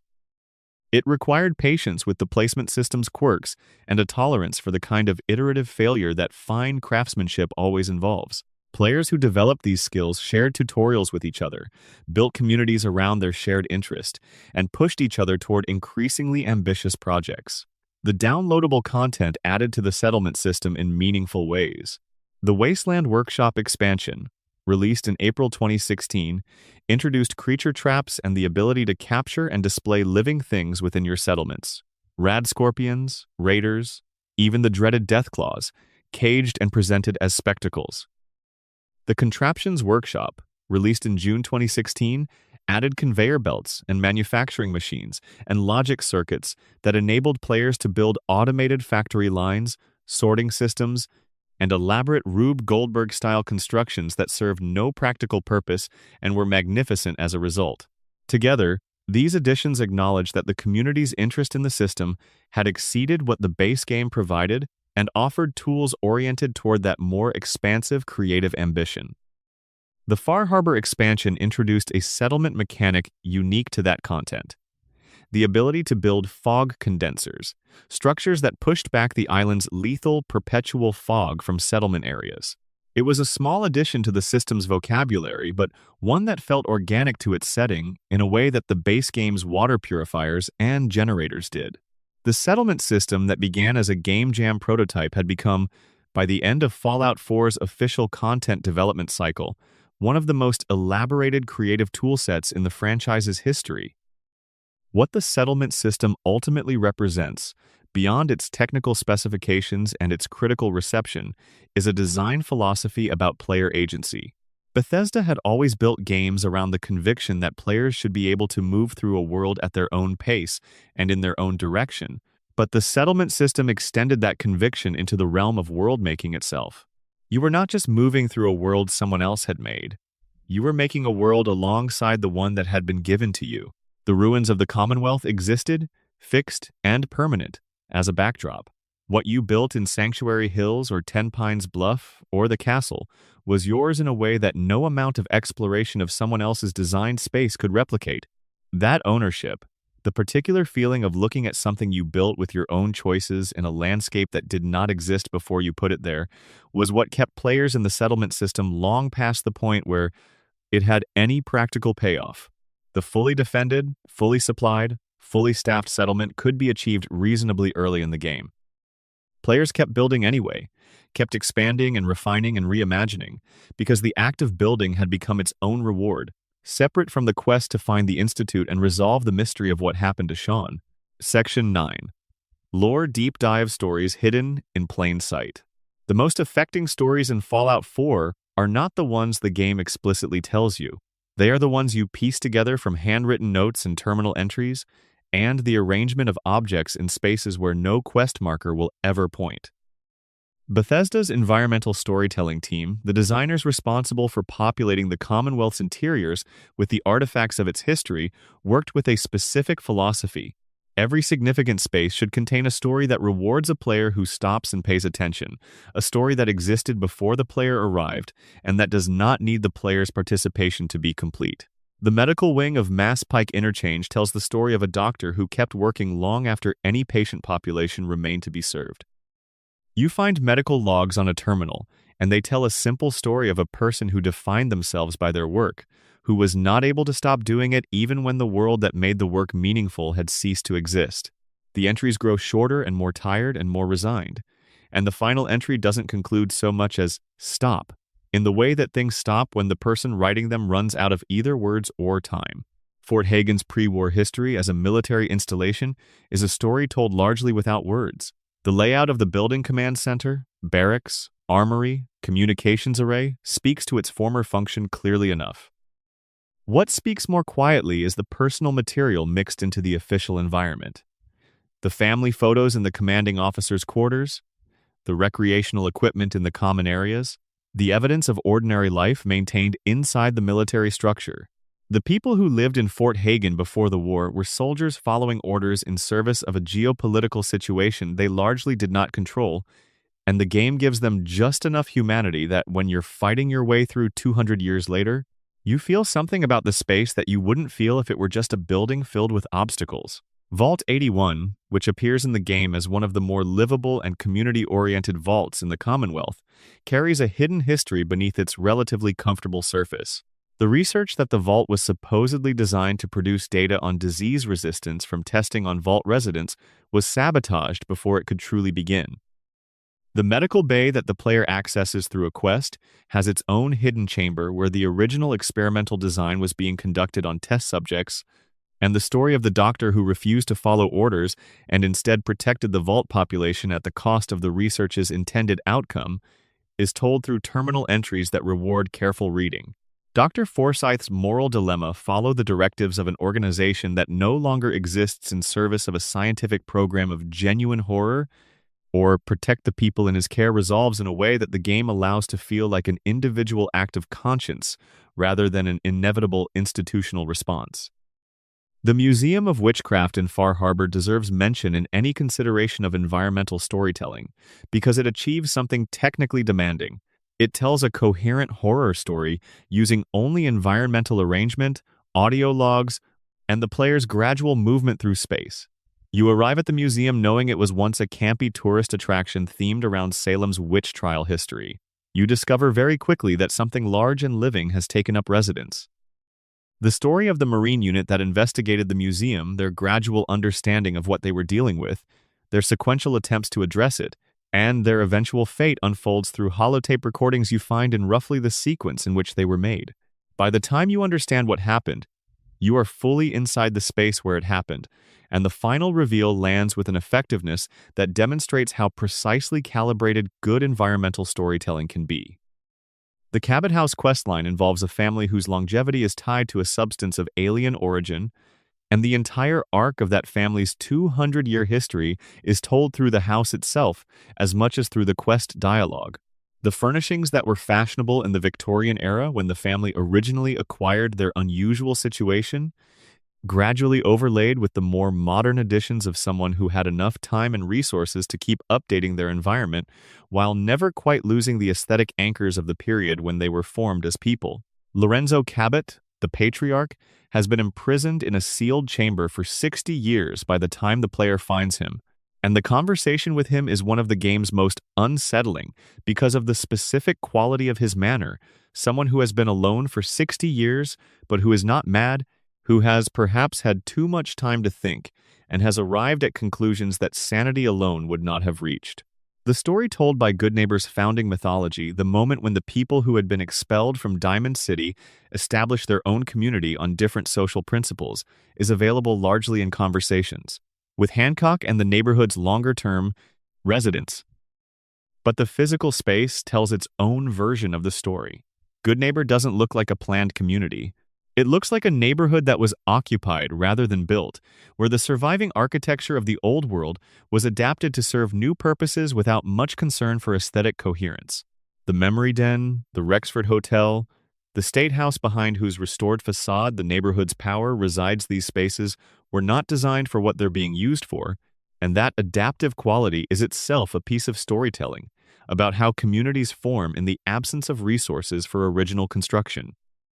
Perhaps the most elaborate single piece of environmental storytelling in the base game is the sequence of locations connected by the Freedom Trail, a walking tour of the Commonwealth's history that is also a secret message, a key to finding the railroad.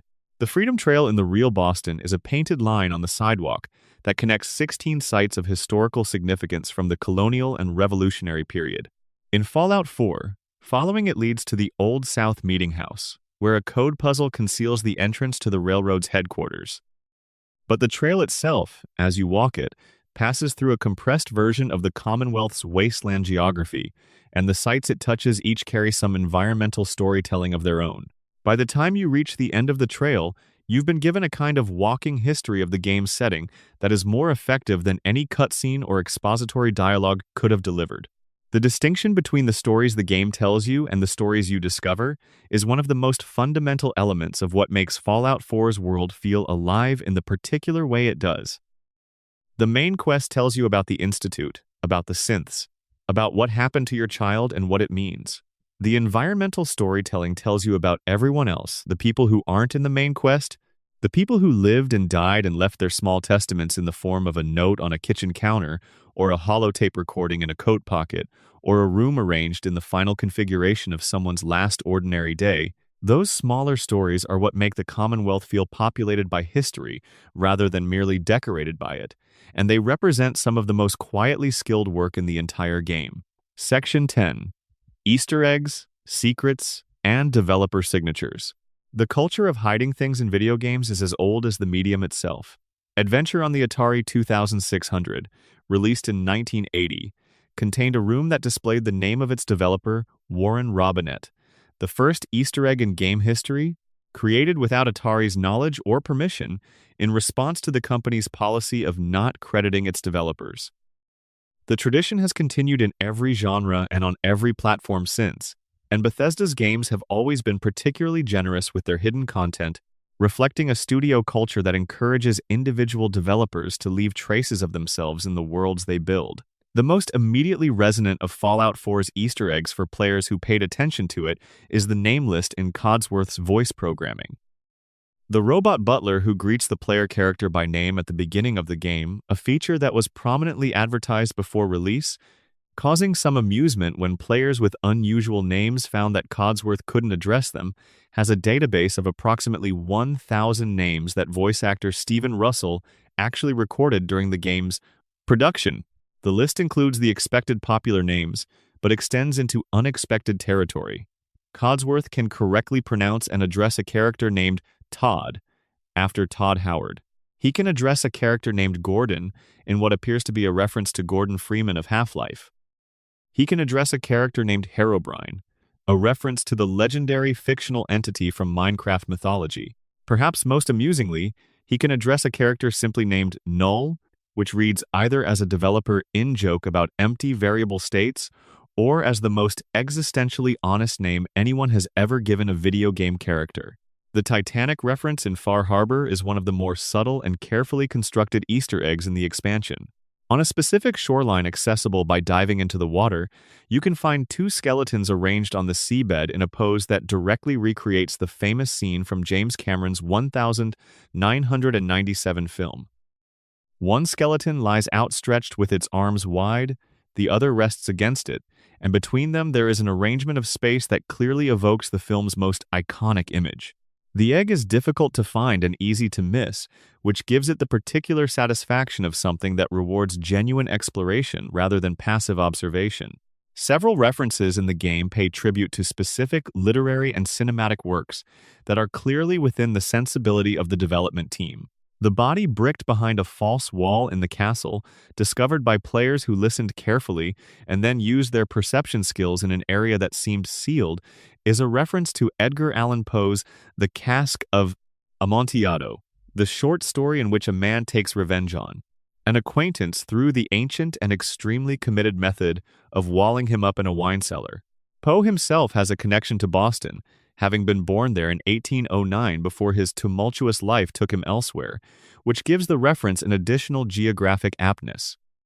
The Institute's access code 9003 has been pointed out by players familiar with a particular piece of film history as the PIN number that the Terminator extracts from a bank machine in Terminator 2, Judgment Day, which has come to be known in pop culture as T2. The Institute's fundamental premise, an artificial intelligence research facility creating beings that blur the line between human and machine, eventually becoming a perceived existential threat, shares thematic territory with the Terminator franchise in ways that make the reference feel less like a coincidence than a deliberate wink. Joel Burgess, a developer who worked on Fallout 4's environments and who has been publicly connected to several specific Easter eggs through developer commentary, placed a reference to Hideo Kojima's cult classic Snatcher in the game that required significant knowledge of the source material to recognize. Snatcher, a 1988 adventure game and visual novel, involves the investigation of biomechanical beings who are replacing human beings and wearing their skins, a premise that shares obvious thematic DNA with the synth storyline in Fallout 4. The specific reference involves dialogue and environmental elements that echo specific moments from Kojima's game, legible only to players who know both texts. The Alien Crash Site event, a randomly occurring discovery where the player stumbles upon a crashed alien spacecraft and its single surviving occupant, sits at the gentler edge of the game's Easter egg tradition. Aliens have been a minor but consistent presence in the Fallout franchise since the earliest entries, and the Commonwealth's alien, when encountered, is more amusing than threatening. The ship itself is a beautifully realized small-scale prop, detailed enough to reward examination, and the encounter has a quality of cheerful absurdism that provides a moment of levity in a world that doesn't always offer it. Todd Howard made a comment at the 2016 DICE Summit, shortly after Fallout 4's release, that there was at least one secret in the game that no one had found yet. Whether this was literally true or whether it was a promotional statement designed to keep players engaged and exploring is something that the community has debated at length. If it was literally true, the secret remains undiscovered years later, which would make it one of the more impressive examples of successful hiding in modern game history. The mystery of it, the possibility that something remains in the Commonwealth that no player has seen, has its own value independent of whether the thing actually exists. The pre-war Vault-Tec phone, number 18884V-AULTTEC, appears on pre-war advertisement posters throughout the game world, as it does in earlier Fallout entries. The number is actually functional in the real world, or rather, it was made to be functional as a marketing stunt. Calling it before the game's release resulted in a recorded message in keeping with Vault-Tec's pre-war corporate presentation. Players who were paying close attention to the advertising campaign discovered this before release, and the community's collective delight in the discovery in the studio, having taken the time to make a real phone number work as a piece of immersive world-building, generated significant coverage. The Red Menace arcade game, playable on certain terminals in the game, is a fully functional side-scrolling platformer embedded within the main game's systems. Its premise, climbing a platform structure to rescue a woman from a vault creature that looks suspiciously like a red Deathclaw, is clearly modeled on Donkey Kong, and playing it for any length of time reveals that it's a more complete and considered game than Easter eggs typically are. Someone spent real time building it, creating level progression and a score system, and placing it in the game not as a static image but as something that functions. The accumulated weight of these Easter eggs, secrets, and developer signatures does something important for the relationship between players and the game. They communicate that the people who made the Commonwealth were specific, interested human beings with references and influences and a sense of humor, not an abstract production entity. Finding a Poe reference or a Kojima wink or a skeleton on the seafloor arranged in tribute to a beloved film is finding evidence of those specific people, small cairns left by individual hands in an enormous landscape. That specificity makes the world feel more handmade, more inhabited by its creators, and ultimately more alive. Section 11. The real-world Boston history woven into the wasteland. Boston is, depending on how you measure these things, one of the oldest cities in the United States. Its history dense with the events and personalities and political upheavals that defined the early American Republic. The city that Bethesda's team visited, photographed, walked through, and ultimately translated into the Commonwealth's wasteland geography was not simply a setting but a storehouse of accumulated American narrative, layered over itself across 4 centuries in ways that made it uniquely suited to the kind of historical resonance Fallout's universe requires. The Freedom Trail begins the connection most explicitly. In the real Boston, the Freedom Trail is a 2.5-mile red brick path connecting 16 sites associated with the American Revolution, Paul Revere's house, the Old North Church, the site of the Boston Massacre, Faneuil Hall. Tourists and residents have been walking it since 1951, following the same route through streets that have been largely preserved in their historic character around the sites. In Fallout 4, the Freedom Trail is given an entirely new purpose. It becomes the key to finding the railroad, but its role as a path through the significant sites of the city's history remains. Players who have walked the real trail experience the game's version with a particular texture, recognizing the spatial relationships between locations even in their devastated post-apocalyptic forms. The Old North Church, which sits at the end of the trail in both the real city and the game's wasteland, carries a specific historical charge that the game's designers recognized. In April 1775, Sexton Robert Newman climbed to the steeple of the Old North Church and hung 2 lanterns, one if by land, 2 if by sea, to signal to Paul Revere and other riders that British troops were moving by sea.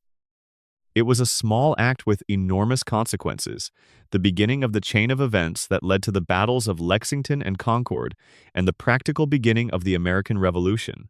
In Fallout 4, the Old North Church is the headquarters of the Railroad, an organization whose entire mission involves the liberation of enslaved beings through clandestine networks.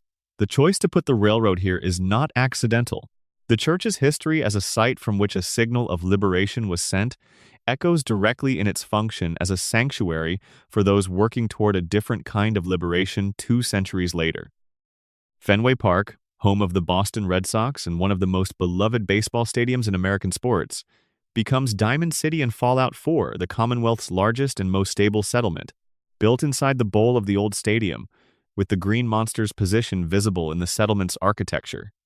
The translation is imaginative and affectionate. Fenway opened in 1912 and has been in continuous operation since, surviving urban redevelopment and multiple ownership changes and the specific, long-suffering loyalty of Boston sports fans.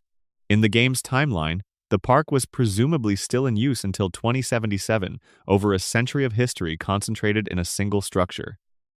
The decision to transform it into Diamond City rather than simply including it as a destroyed landmark was one of the most significant creative choices the team made about the Commonwealth's geography, and it paid off in the specific warmth that Diamond City's community generates. Paul Revere's name is preserved in the game's geography in ways that don't require explanation. Paul Revere Memorial Plaza appears on the game's map, the kind of casual geographic survival that feels authentic to how cities retain historical names through catastrophic disruption. The statue of Revere that stands in the real-world plaza near the Old North Church appears in the game as well, still mounted, still pointing northward, maintaining its symbolic gesture across 200 years of nuclear and social apocalypse. There's something quietly moving about that persistence. The physical memory of a person embedded in metal and maintained in position by its own weight, even when everything else has changed. Bunker Hill, site of one of the American Revolution's most significant early battles, and the location of a distinctive obelisk monument in the real Charlestown neighborhood, appears in Fallout 4 as a trade post and caravan hub. The battle fought on Breed's Hill in June 1775. It was called the Battle of Bunker Hill, despite being fought primarily on the adjacent hill. A historical confusion that is never fully resolved was a British tactical victory, but a demonstration of American colonial forces' willingness to hold position against regulars, a strategic and psychological turning point. In the game, Bunker Hill serves a different but analogous function as a commercial center whose neutrality is maintained by the practical necessity of trade in a world where resources are scarce. The monument obelisk stands, somewhat battered, in the game's version of the location. The Charles River, which separates Boston from Cambridge in the real geography and which runs past MIT, appears in the game as the irradiated body of water that separates the southern portion of the map from the Cambridge Institute area. The river's position in the game's geography is accurate to its real-world position, and crossing it or using the infrastructure that once crossed it involves navigating the contaminated water that Mirelurks have made their home. The MIT campus, which sits along the river's Cambridge bank, becomes in the game's lore the eventual site of the Institute's pre-war predecessor. Its history as a center of advanced technological research, directly informing the Institute's own character as an organization that prioritizes scientific capability above political or ethical constraint. The USS Constitution, a celebrated historical warship preserved as a museum ship in the Charlestown Navy Yard, appears in Fallout 4 Inches, a situation that is one of the game's more improbable and charming historical moments. In the game, the Constitution, rechristened with a slightly different name, but clearly modeled on the original, has been reactivated by a crew of Protectron robots who continue to carry out what they understand as their naval duties. The ship is found not in the Navy Yard but lodged on top of a building, having apparently been launched by its robot crew during or after the nuclear exchange. The quest involving the ship includes a naval battle fought from the rigging, and completing it results in the ship being sailed, launched by improvised rocket engines from one rooftop to another. It's a moment of genuine comedic invention, treating a piece of authentic historical iconography with the kind of irreverent affection that Fallout does best. The Big Dig, the massive and notoriously troubled infrastructure project that rerouted Boston's main highway underground in the 1990s and early 2000s, appears in the game not as it was, but as it might have been in an alternate history of technological acceleration. In the real world, the Big Dig was plagued by cost overruns and schedule delays, and eventually a fatal tunnel collapse. In Fallout's alternate history, the project might have been completed differently, or expanded by a civilization with access to more advanced engineering. The underground tunnel networks that the game uses as transit corridors reflect the real city's genuine complexity of subterranean infrastructure while adding the Fallout universe's particular flavor of atomic age. Engineering. Salem, the Massachusetts city synonymous with the 1,692 witch trials that resulted in the execution of 20 people accused of practicing witchcraft, appears in Far Harbor's backstory and in the base game's northeastern edge.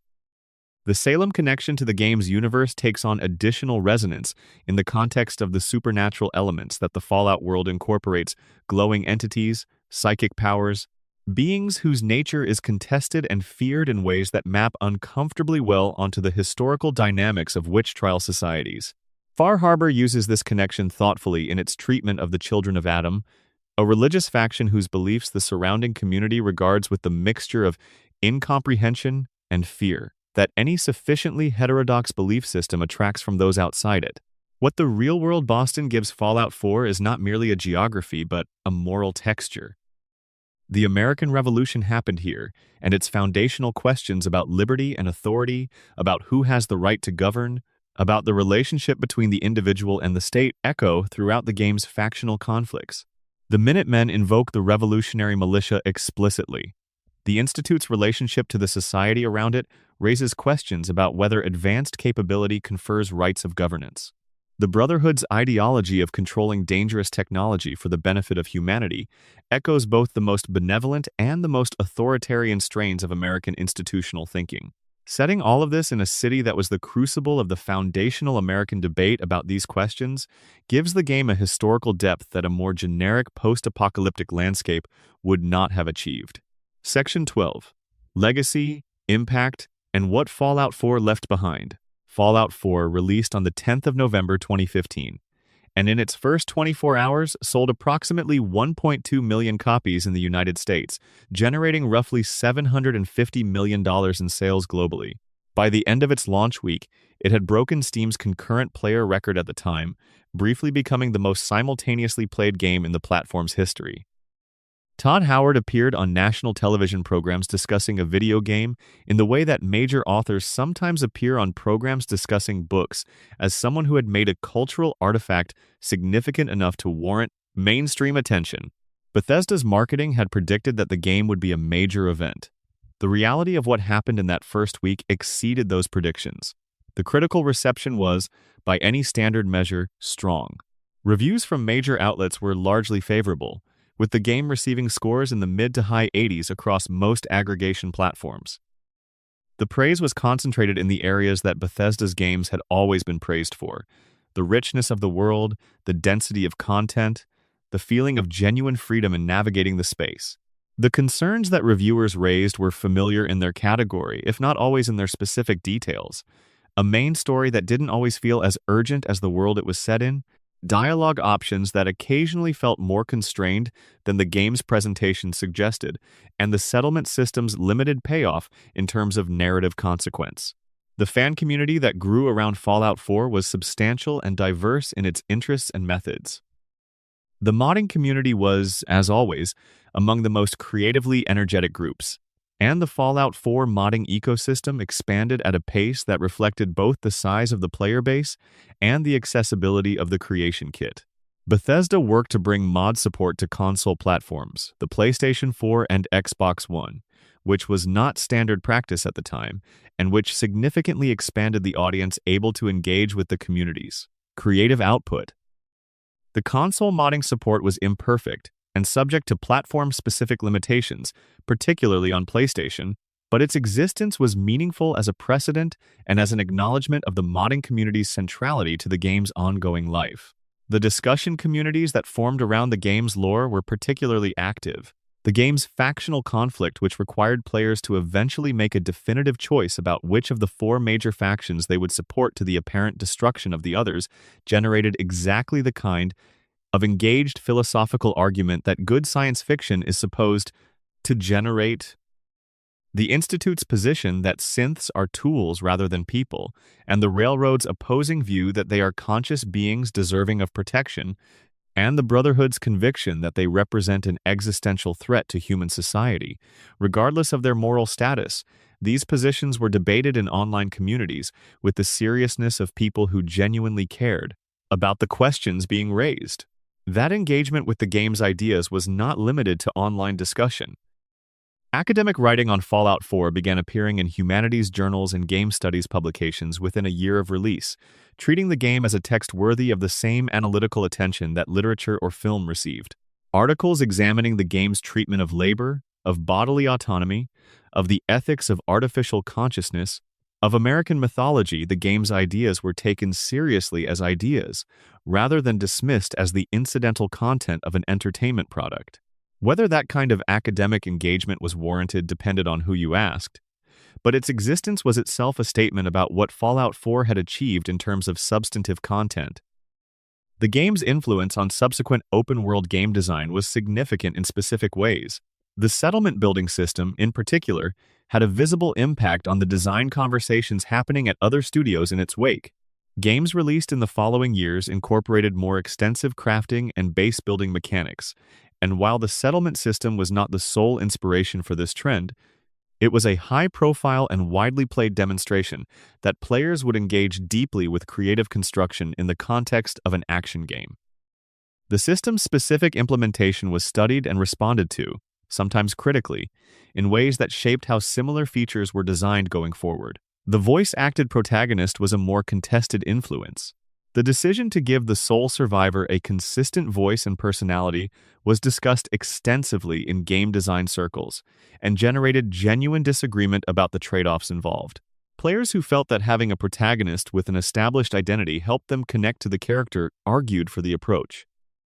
Players who felt that the silent protagonist model allowed deeper roleplay investment because it left more imaginative space for the player's own projection argued against it.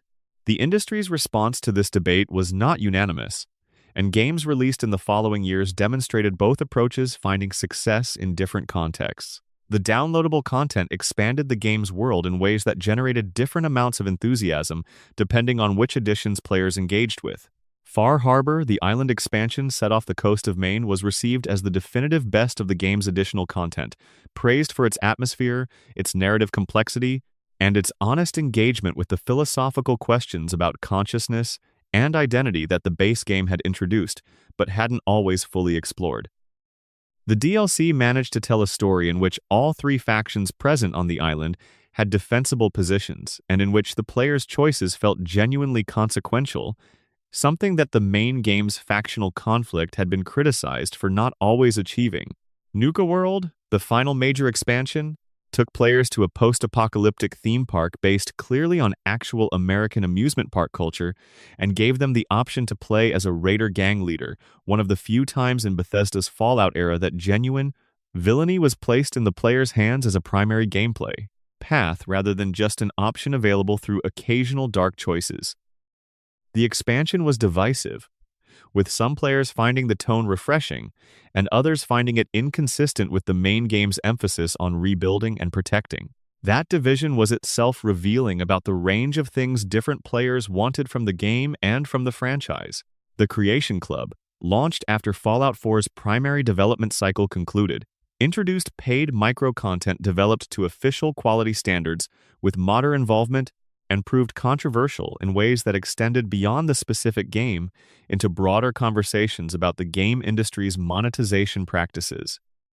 The existence of the Creation Club built on Fallout 4's infrastructure but extending into other Bethesda games represented the studio acknowledging that the appetite for additional content in their games was essentially inexhaustible and attempting to find a more sustainable model for satisfying it. Years after release, Fallout 4's player population remained substantial. The game saw significant spikes in active players each time the franchise appeared in cultural conversation, most dramatically when Fallout 76 released in 2018 and players returned to the Commonwealth in response, and again when the Amazon Prime Video television adaptation of the Fallout franchise released in 2024 and introduced an enormous new audience to the series. That show's success, it became one of the most watched Amazon originals of its season, was in many ways a validation of the franchise's cultural durability, its capacity to speak to audiences who hadn't played the games as well as those who had. In the weeks following the show's premiere, Fallout 4 returned to the top of Steam's charts, a remarkable achievement for a game approaching its 9th birthday. The show also prompted a conversation about which version of the Fallout universe would be considered canonical for newcomers encountering the lore for the first time. The television production drew heavily from established lore across multiple games, incorporating the Brotherhood of Steel's characteristic visual design, the Vault-Tec corporate aesthetic, the philosophical underpinning of the Institute question, and the general sense of a civilization that destroyed itself. With the technology it most celebrated all elements that Fallout 4 had contributed to or developed.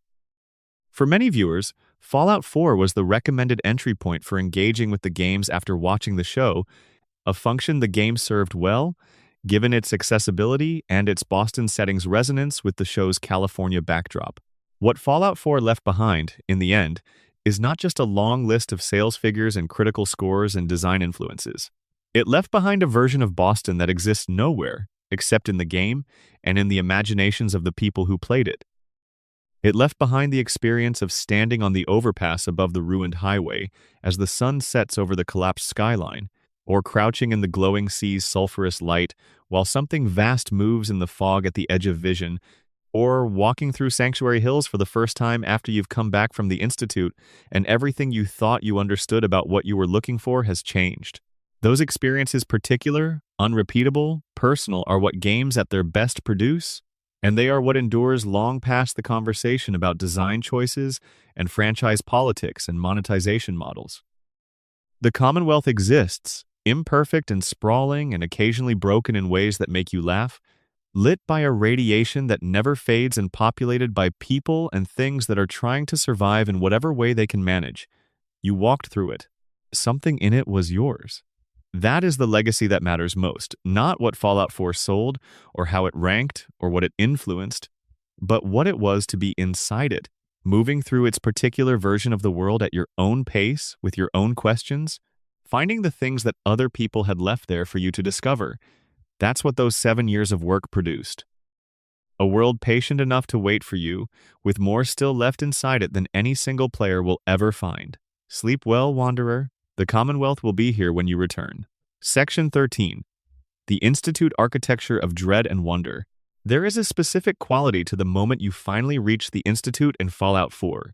After hours, potentially dozens of hours of hearing about it from every faction, every settlement dweller, every person with an opinion about the Commonwealth's future, the Institute exists in your imagination as something built almost entirely from fear and rumor. It takes the people who are afraid of it, the people who have lost someone to it, the people who have dedicated their lives to opposing it or serving it, and it constructs from their combined testimony a thing that is much larger than any physical location could be. And then you arrive, and you step through the teleportation effect, and you find yourself somewhere that is clean. That cleanliness is the first and most disorienting thing. The Institute's interior is white and bright and organized, with plants growing in hydroponic bays and researchers moving purposefully through corridors that could belong to a university's science wing. After the scorched and battered landscape of the Commonwealth, the contrast is profound. This is not the way evil is supposed to look in a post-apocalyptic story.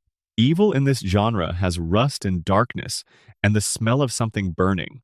Evil does not have potted plants and well-maintained flooring and a cafeteria where people are eating lunch. That dissonance is completely intentional. The Institute's design team built the interior to communicate specifically that the Institute does not think of itself as evil, that from the perspective of the people who live and work there, they are doing something necessary and correct, and even admirable. The cleanliness is not disguise, it is genuine. The researchers who created and maintain the synths, who have conducted experiments on Commonwealth residents, who have orchestrated political manipulations through synth replacements, genuinely believe they are building humanity's future. The horror of the Institute is not that it looks like a monster. The horror is that it looks like a research university, because the people inside it are not monsters either. They're scientists doing what scientists do, which is pursue their questions wherever those questions lead, and leave the ethical accounting to someone else. The Institute's fictional history draws directly and deliberately from the real history of MIT.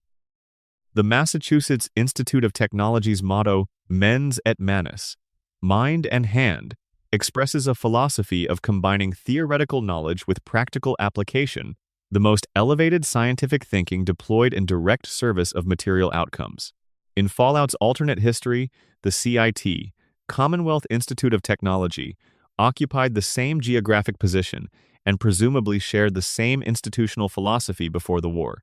The post-war institute, emerging from what remained of that academic culture, represents the logical endpoint of a philosophy of pure technical development untempered by practical ethics. The specific form of the Institute's primary research, the creation of increasingly sophisticated synthetic humanoids, is grounded in questions about consciousness and identity that have occupied philosophy and science. Since long before the game's development began, when does a sufficiently complex information processing system become something that has experiences, that has a perspective, that has interests that deserve consideration? The game does not answer this question, and the choice not to answer it is itself a deliberate philosophical position. The Institute's scientists believe the question is settled. Synths are sophisticated tools, as tools are defined by their creators. The Railroad believes the question is also settled, in the opposite direction. Everyone else occupies a range of positions along that spectrum, and the player is given the opportunity or the burden of forming their own view. The synths themselves, as they appear in the game at various levels of sophistication, represent a design challenge of unusual difficulty. Generation 1 synths, the skeleton-like robotic units that the Institute deploys as military force, present no particular philosophical complexity because they are visibly mechanical, clearly not human even when engaged in what look like human behaviors. Generation 2 synths, with more complete humanoid form but still visibly artificial, occupy a slightly more complicated position. But Generation 3 synths, the ones who are indistinguishable from biological humans, the ones who may not know themselves what they are, these are where the game's central questions live. Nick Valentine, the ghoulish synthetic detective who becomes a companion, is not a Gen 3 synth in the standard sense. He is an older model who received the memories and personality of a pre-war police officer in a Vault-Tec experiment, and whose body has deteriorated in ways that make his synthetic nature visible. His situation, being someone who remembers being human but who never was, raises questions about the relationship between memory and identity, about whether who you remember being is who you are, that the game treats with genuine seriousness.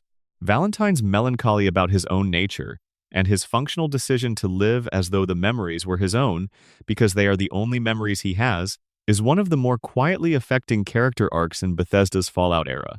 The political structure of the Institute, as revealed through the data entries and conversations available to players who side with it, is a meritocracy of scientific divisions rather than a traditional hierarchy. The division directors Advanced Systems, Bioscience, Robotics, Synth Retention Bureau have significant autonomy in their domains, and the position of Father, the Institute's director, is more collegial than authoritarian. This organizational model reflects the real structure of university research departments more than the command structures of military or criminal organizations, which is, again, part of the design's effort to communicate that the Institute is a scientific institution rather than a villain faction in any conventional sense. What the Institute cannot fully explain, in the internal logic that its own members use when defending their work, is the Synth Replacement Program, the systematic substitution of Commonwealth individuals with synth duplicates for surveillance and influence purposes. The other things the Institute does can be understood within a framework of scientific research conducted without sufficient ethical oversight. The kind of institutional failure that actual research scandals have demonstrated is possible even within well-intentioned academic environments. But the replacement program is something else, a deliberate manipulation of people's lives and relationships, conducted at scale for the purpose of political control. The Institute's members who are willing to discuss it tend to frame it in terms of necessity, but necessity has limits as a moral justification, and the game is careful to put players in proximity to its consequences rather than just its rationale. Section 14. Companions, the people who walk with you. The companion system in Fallout 4 represented the most ambitious implementation of NPC relationship mechanics in Bethesda's history up to that point. Previous games in their catalog had included companions. Dogmeat had been a franchise presence since the original Fallout, and Fallout 3 had introduced fully voiced adult companions with their own quests and backstories. But Fallout 4 took the system significantly further by giving each companion a relationship level that rose and fell in response to the player's actions and choices, and that peaked in a conversation called the Maximum Affinity Conversation that functioned as a sort of character conclusion for that companion. The design philosophy behind these conversations was described by the writing team as giving each companion a personal truth, a fundamental thing about themselves that they had not fully come to terms with, and that the player, through their relationship with the companion, could help them examine. Piper's truth. As the investigative journalist whose published criticism of Diamond City's political corruption has made her enemies and damaged her most important relationships, involves the question of whether the public good she serves through her work is worth the personal cost she and her sister pay for it. Hancock's truth, as the ghoul mayor of Good Neighbor who projects absolute hedonistic confidence, involves the terror underneath that confidence and the self-destruction he uses to manage it. Preston Garvey's truth, as the last active Minuteman carrying the weight of having been the sole survivor of Quincy, involves whether he can allow himself to hope again after being given so many reasons not to.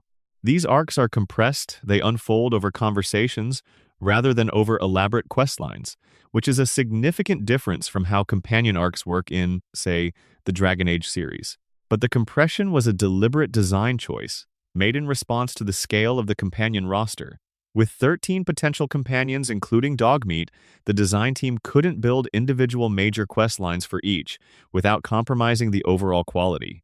The Maximum Affinity Conversations became the distilled essence of each character's arc, the moment in which the arc's emotional center was made available, and their brevity was an attempt to make that moment feel earned without requiring 40 hours of companion-specific content for each character.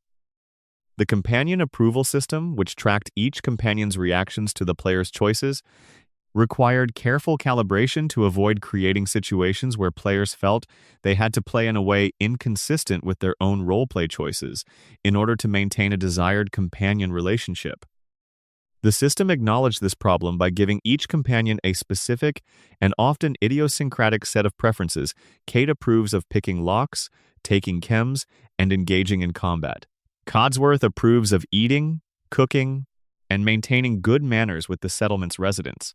MacCready approves of selfish choices and disapproves of generosity, which is a character feature rather than a bug, since it speaks to his backstory as someone who spent years as a mercenary learning to prioritize his own survival. Players who played broadly and made choices across a range of moral registers tended to maintain at least functional relationships with a wider range of companions, while players committed to a specific ideological roleplay needed to choose their traveling companion accordingly. The voice performances for the companions were recorded over an extended period, with actors returning multiple times as additional dialogue was written, and the characters' roles in the narrative expanded or contracted. The casting choices reflected an effort to match voice quality and performance style to character concept in ways that went beyond the basic requirement of sounding different from each other. Stephen Russell, cast as both Codsworth and Nick Valentine, brought a specific quality of formal register to Codsworth and a different but equally distinctive quality of weary, self-aware irony to Valentine. The joke in the development team was apparently that Russell had been cast in 2 roles because he was the best voice in the cast, but they couldn't give him 3. Players who recognized his voice in both roles appreciated the in-joke without it feeling cheap. Deacon, the railroad operative who may or may not be lying about everything, has the distinction of being the companion whose personal truth is most contested within the game itself. His stated backstory about a human wife who was killed by gunners, which motivated him to join the railroad, cannot be verified by the player through any in-game source, and Deacon himself explicitly acknowledges at certain points that he lies as a matter of professional habit. Whether his final personal revelation is also a lie is left genuinely ambiguous, and different players reading the same dialogue have reached different conclusions. This ambiguity was intentional, and it makes Deacon simultaneously one of the more interesting and more potentially frustrating companions, depending on a player's tolerance for unresolved narrative uncertainty. Strong, the super mutant companion, represents an experiment in companion design that divides players more sharply than almost any other element of the game. He accompanies you in search of what he calls the milk of human kindness, a phrase from Shakespeare's Macbeth that the super mutant community has apparently passed down without fully understanding, believing it to be some literal physical substance rather than a metaphorical expression of human compassion. The joke runs through the entire companion arc in a very quiet way. Strong's approval and disapproval triggers are essentially the inverse of most moral companions. He approves of violence and intimidation, and disapproves of charitable actions, which makes him the natural companion for a specific kind of playthrough, but genuinely incompatible with others. Players who appreciated the Shakespearean angle found him delightful. Players who wanted a companion with emotional depth found his design frustrating. He was probably always going to be divisive. The companions collectively say something important about how Fallout 4 thought about community. In a world defined by atomization and distrust, by the difficulty of knowing who or what you could believe, the companions were the game's argument that connection was still possible, that the specific kind of trust that develops through shared experience could form even in the Commonwealth. The maximum affinity conversations, with their moments of genuine vulnerability and self-revelation, were structured as moments in which the player's presence had mattered to another person in a way that changed them. Whether the game always executed on that ambition with full success is debatable. That the ambition was present and consistent is not. Section 15. The glowing sea at the edge of everything. There is a place in the southwestern corner of the Commonwealth's map that the game does not push you toward and does not particularly want you to visit before you are ready. The glowing sea begins where the suburbs of the old city end, and the devastation becomes something qualitatively different from the ruin everywhere else. The rest of the Commonwealth is damaged. The glowing sea is destroyed in a way that has been preserved radiation so concentrated that the ground itself seems to emit light, craters so deep they have become permanent geographic features, and a fog of contamination that reduces visibility to a gray luminescence in all directions. The glowing sea exists in the game's main quest as the location where you'll find a former Institute scientist who can help you reach the organization. It exists as a biome distinct from everything surrounding it. But what it exists as most powerfully is a place that communicates something specific about what happened on the 23rd of October, 2077. The rest of the Commonwealth shows you what 200 years of survival after nuclear war looks like. The glowing sea shows you what the war itself left behind at the point of closest impact. It is, in the most literal sense available to the game's geography, ground zero. Walking into the glowing sea for the first time without power armor is an act of commitment that the game quietly respects. You will take radiation damage continuously. The compass and map remain functional, but the world around you becomes narrow, visibility limited to the distance the ambient glow will carry. The sound design here is among the most effective in the game, not silence exactly, but a quality of quiet that has weight to it, the quiet of a place where almost nothing living chooses to be. When things do appear through the haze, a feral ghoul, a rad scorpion moving in the distance, the rare deathclaw that has somehow established territory in what should be uninhabitable terrain, they arrive with the quality of hallucinations rather than encounters. The settlements of the Atom Cats and other groups who have established themselves near the sea's edges exist as examples of the particular kind of adaptation that the most extreme environments in the Commonwealth produce.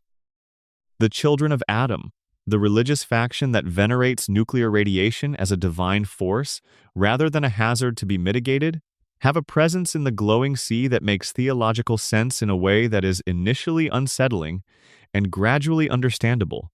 If the radiation that the rest of the Commonwealth spends its energy avoiding is instead understood as a sacred substance, as the physical manifestation of something transcendent, then the most irradiated place in the known world is not a horror to be fled, but a site of profound religious significance.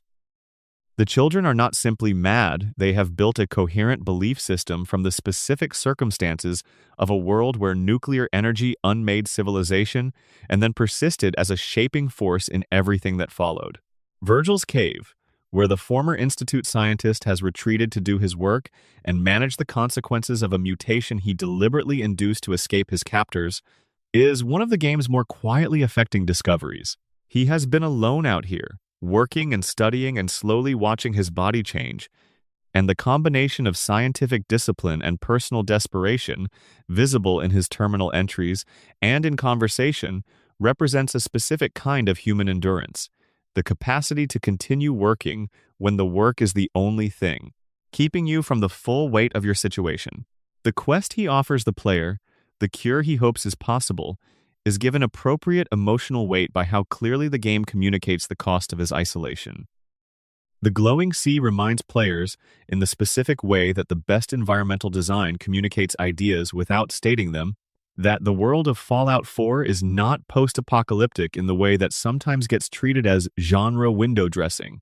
Something genuinely, irreversibly, cosmically terrible happened here. The rest of the game is about how people survive in the aftermath, and what they build and who they choose to be in the face of that survival challenge.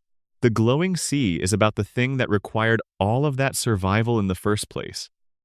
Standing at its edge and looking out into the luminous devastation, it is impossible not to feel some version of what the game is reaching for, not despair exactly, but the solemn weight of knowing what humanity's worst capabilities produced, and letting that knowledge sit with you for a moment, before you walk back into the world and continue trying. Section 16.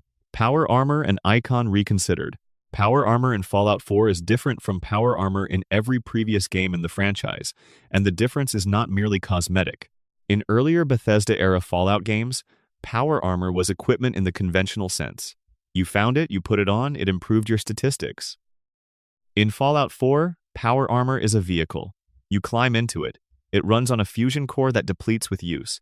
It degrades with damage and requires components to repair. You leave it standing in a field when you're done with it, and it waits there like a parked car, visible to other characters and to the environment in a way that it never was in previous games. This design decision was the result of a specific conversation within the development team about what power armor was supposed to communicate as an experience. Todd Howard has described it as wanting the armor to feel like something to have weight and presence that the previous implementation hadn't fully achieved. When you put on power armor in earlier games, the visual difference on your character model was significant, but the gameplay change was primarily statistical. In Fallout 4, putting on power armor changes your relationship to the game's physics and audio and spatial experience in ways that are immediately and unmistakably felt, rather than just read in a menu. The fusion core limitation was the most debated element of the new design. In earlier games, once you had power armor, you had it. In Fallout 4, the armor runs out of power, and fusion cores are finite resources that need to be managed and sourced throughout the game. Players who found this limiting argued that the fusion core drain was too steep, given the core's relatively limited availability in the early game, and patches adjusted the rate in response to that feedback. Players who appreciated the design argued that it correctly prevented power armor from being the obvious solution to every combat situation and encouraged players to choose when they were willing to spend the resource. The visual design of the different power armor variants drew from the franchise's extensive visual history while adding new variants specific to the Commonwealth.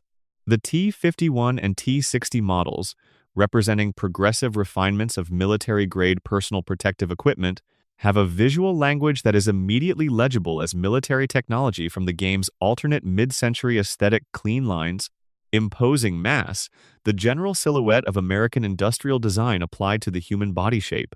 The X-1 model, associated in the game's lore with the Institute's pre-war development programs, has a slightly more advanced and alien quality to it. The Raider power armor, assembled from salvaged pieces of genuine armor and scavenged metal, communicates improvisation and desperation in the way that all the best Fallout equipment design communicates its origin story through visual choices. The moment you find your first complete set of power armor, early in the main quest near Concord, is one of the game's most effective introductions of a major mechanic.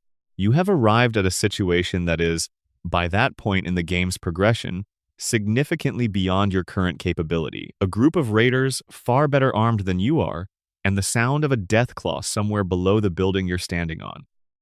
The game puts the power armor in front of you not as a reward to be earned, but as a necessity to be seized.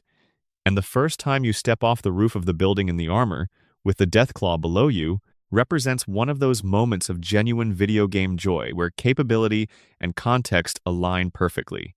The power armor modification system, which became more complex as the game progressed and as downloadable content expanded its options, gave the game's core crafting philosophy a physical focus that the weapons and armor systems didn't quite match for visual drama. Seeing a specific jetpack modification added to a set of armor that you'd been using for 20 hours of play, and then jumping off a building and deploying it for the first time, was the kind of moment that the settlement system's abstract productivity couldn't generate. It was immediate and embodied and very loud, and it felt like the game rewarding you specifically for the investment you'd made. What the new power armor design ultimately achieved was giving the armor a narrative presence it had lacked in previous implementations. Because it was an object in the world rather than just a statistical state on the player's character sheet, it could participate in the game's environmental storytelling. Abandoned power armor, found in a field or a collapsed building or at the edge of a combat scene whose participants had clearly not survived it, told small stories. Someone wore this armor here. Something happened to them. The armor is still here and they are not. That implication was not possible when power armor was simply a category of equipment. Making it a physical object with visible degradation and a specific location in the world gave it a role in the game's layered storytelling that the design team hadn't fully anticipated, but that became one of the new implementation's most appreciated qualities. Section 17. The Minutemen and what they mean. Preston Garvey has the unfortunate distinction of being the most memed companion in the game, the subject of a community joke that has outlasted the game's initial coverage cycle by several years. "I just wanted to let you know, another settlement needs your help," became, in the months after the game's release, a shorthand for a specific complaint about the settlement quest system that the Minutemen quest loop, with its repeating radiant quests asking the player to defend or assist various settlements, was repetitive in a way that undermined its own narrative premise about building a community of mutual aid across the Commonwealth. The joke is not entirely fair, though it's not entirely unfair either. The Minutemen questline's radiant component genuinely does repeat in ways that other quest systems avoid, and the settlement defense quests in particular have a formulaic quality that contrasts with the more individually crafted content elsewhere in the game. But the Minutemen as a concept and Preston Garvey as its human embodiment represent something that the game takes more seriously than the meme suggests.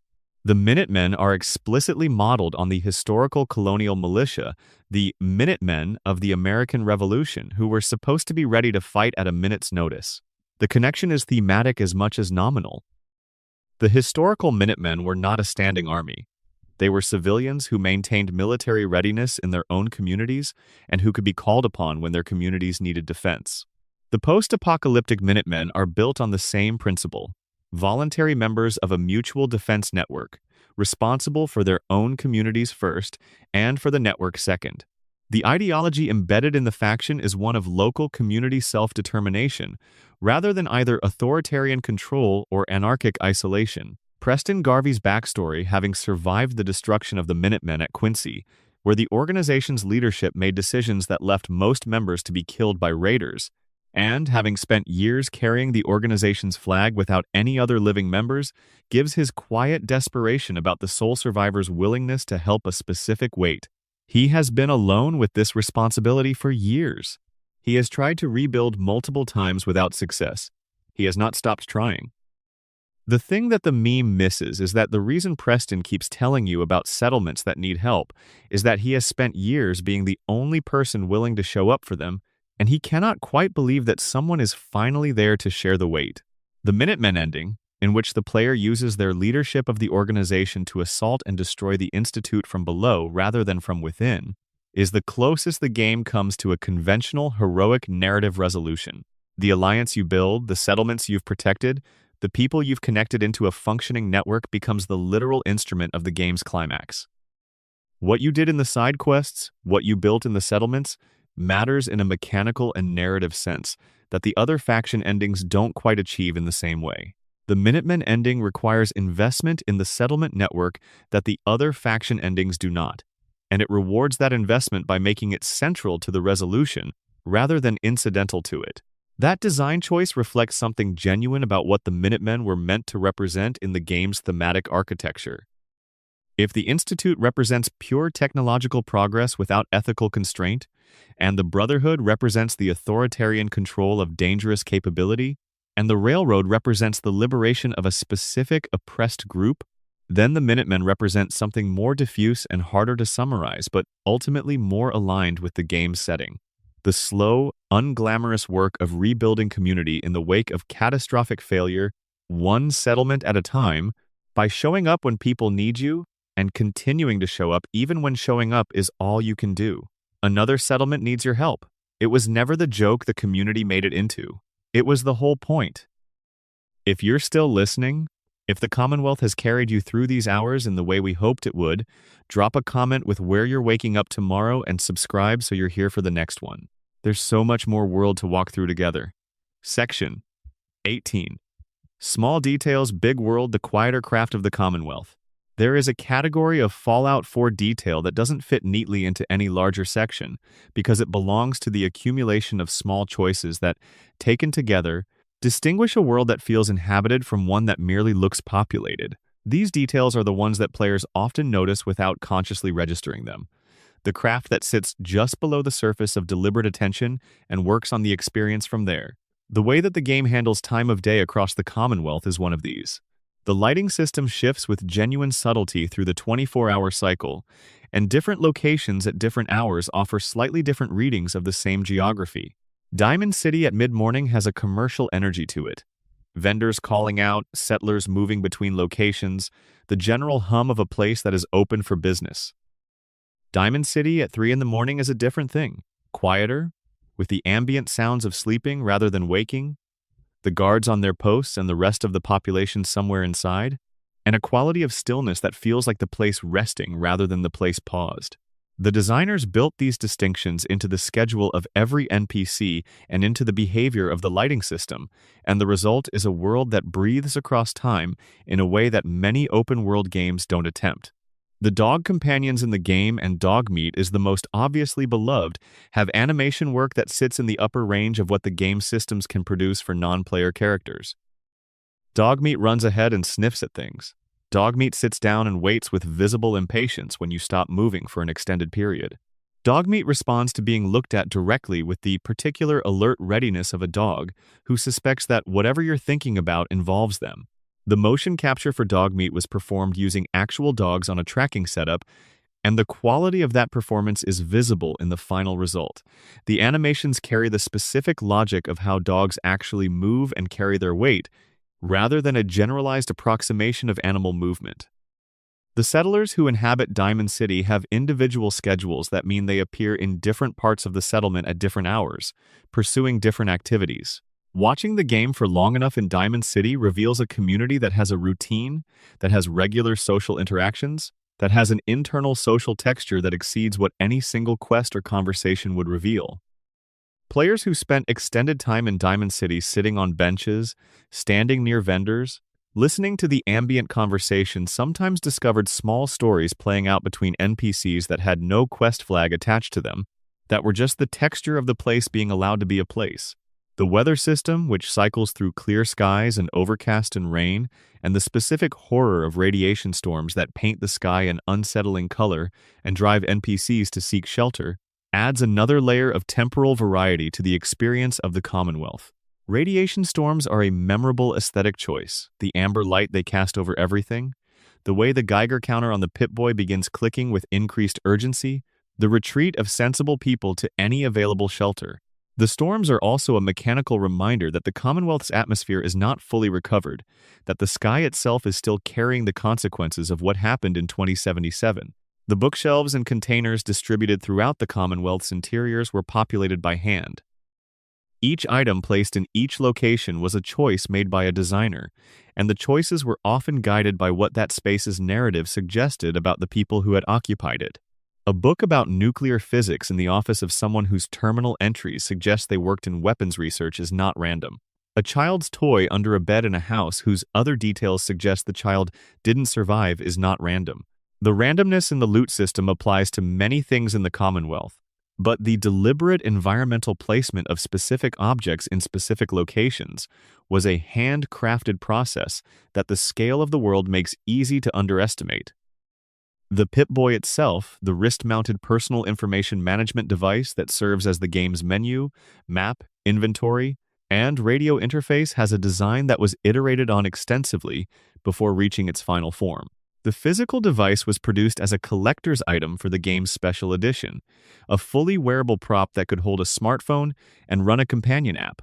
The app itself was genuinely functional, allowing players to manage their in-game inventory and map from the phone while the game ran on screen, creating a small moment of fourth-wall adjacent play.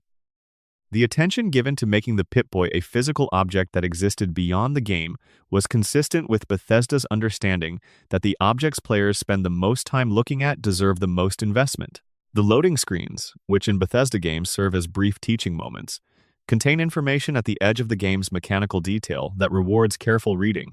Some loading screen tips describe interactions between systems that the game never explains in its tutorial, crafting synergies, settlement mechanics, combat techniques that function because of how the underlying numbers interact.